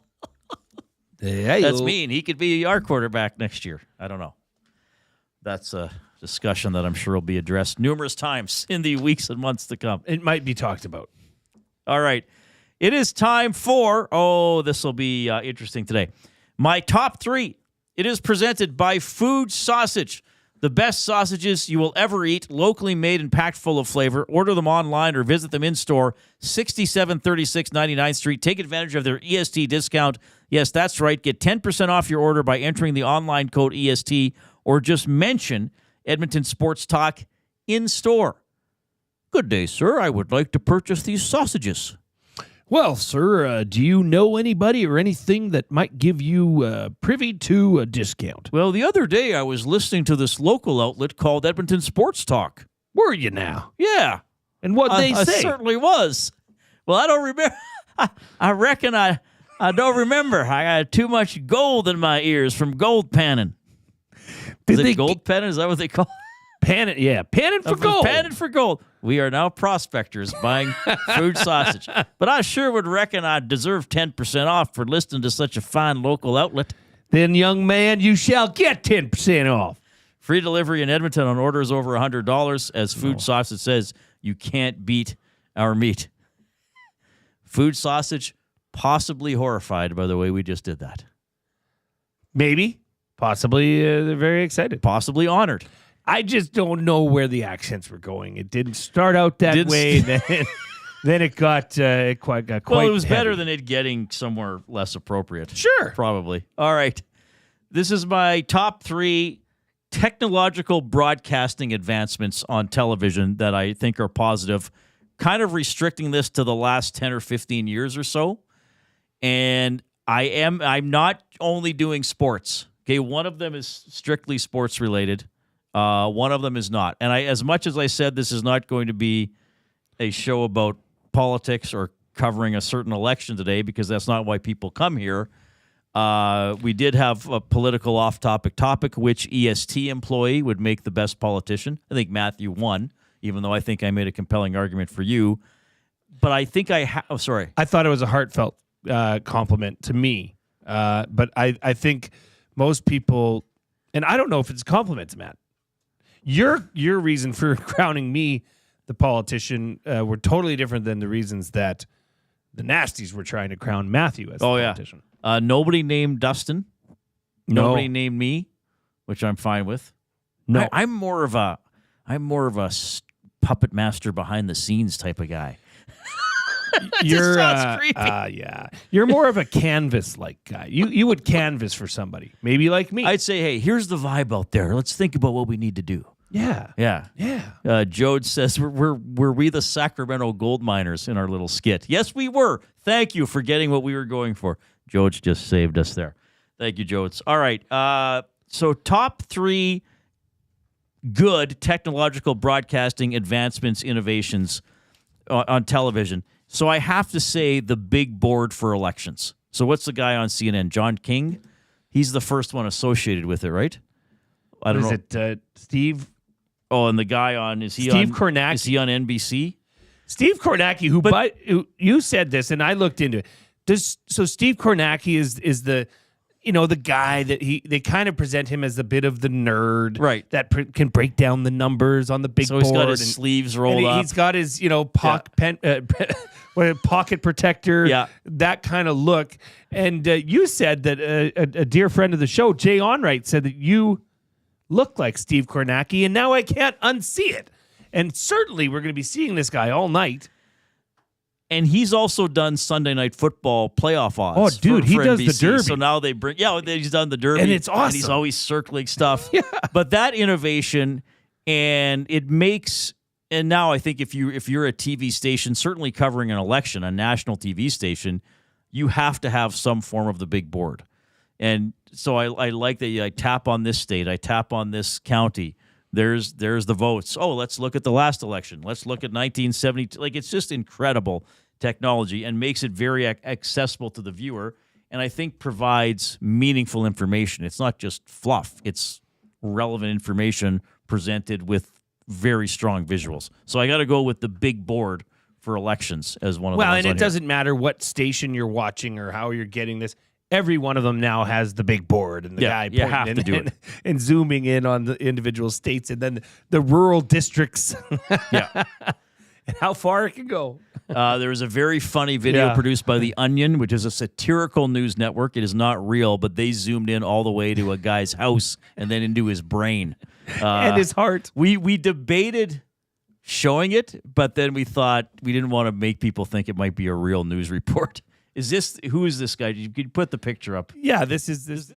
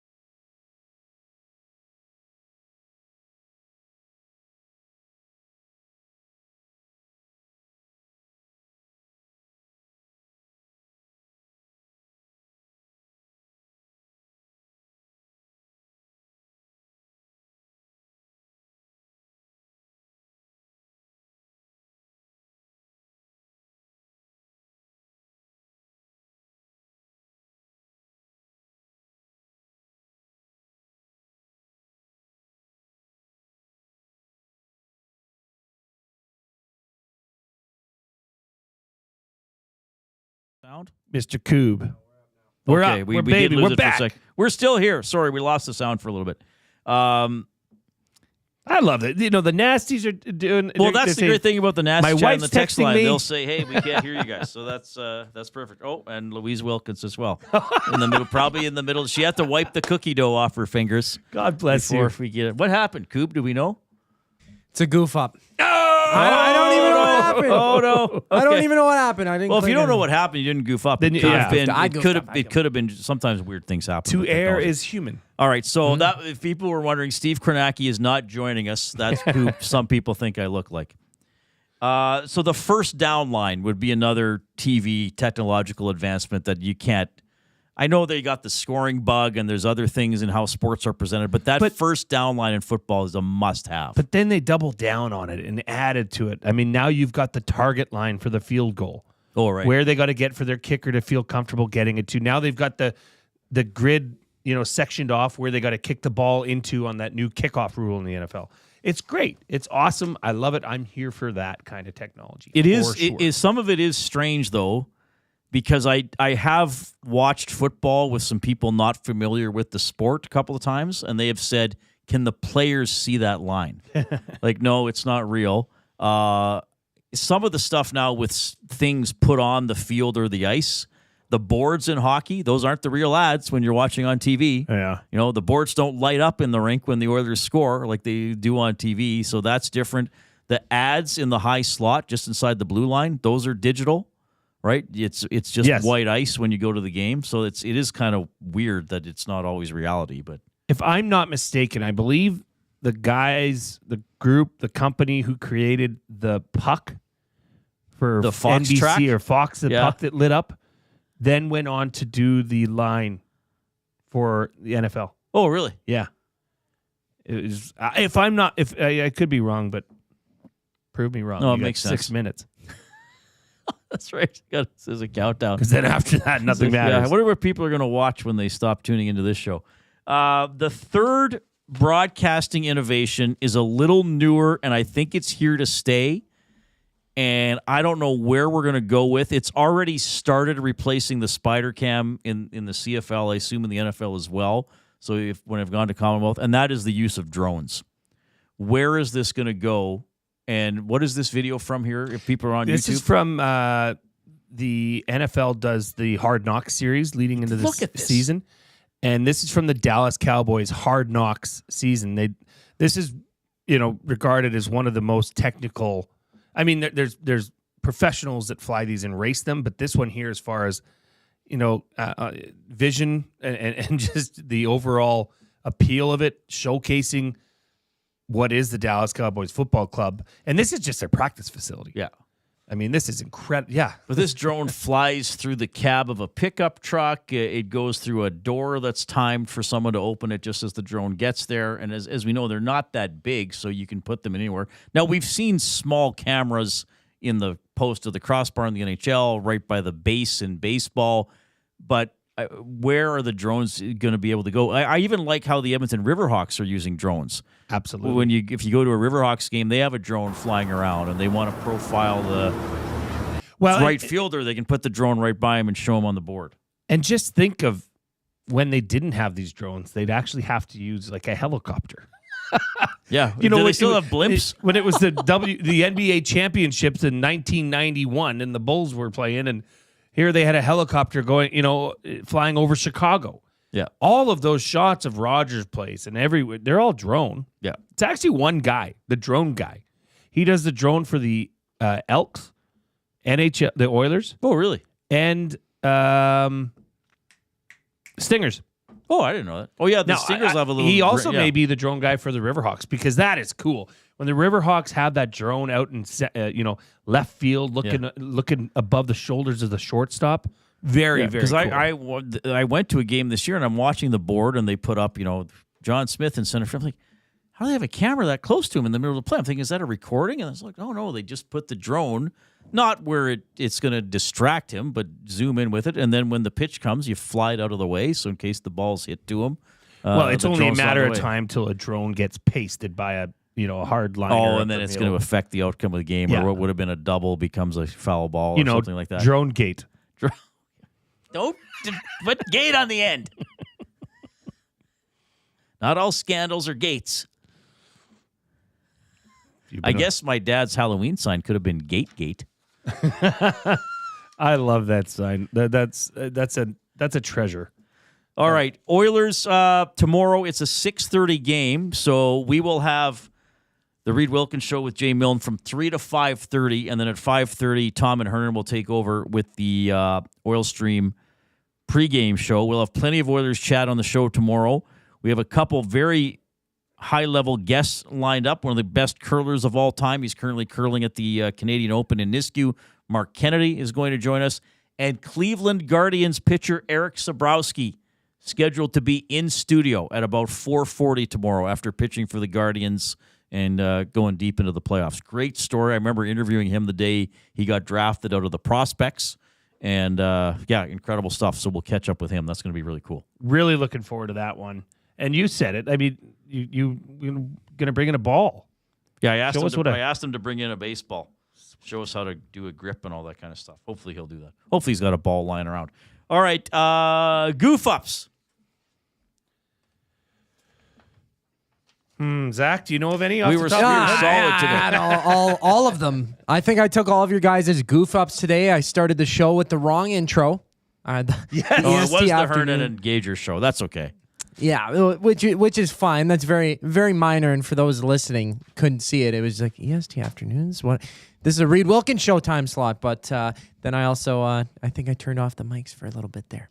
for like 20 seconds. Did you do that on purpose? No, I did not. You're No, like, I was trying I'm to sick line of up the these guys. stuff. Yeah. No, I hear you guys, and I still heard you. So And my goof up is that I announced that it was my mother, Pearl's birthday, turning 52. Sorry, she's actually turning 62. Oh, okay. Yeah, it's more realistic. I'm sure I had so many goof ups that I don't even bother writing them down. You know, but I appreciate it. You know, Reid, it's okay. Tomorrow's another day. Tomorrow is another day. All right. On behalf of the Coop and the Glue Guy, I'm slovenly shirt Reid Wilkins. That's my goof up. I wore a slovenly shirt on I like that the word. YouTube stream. Have a great night. Talk to you tomorrow at 3.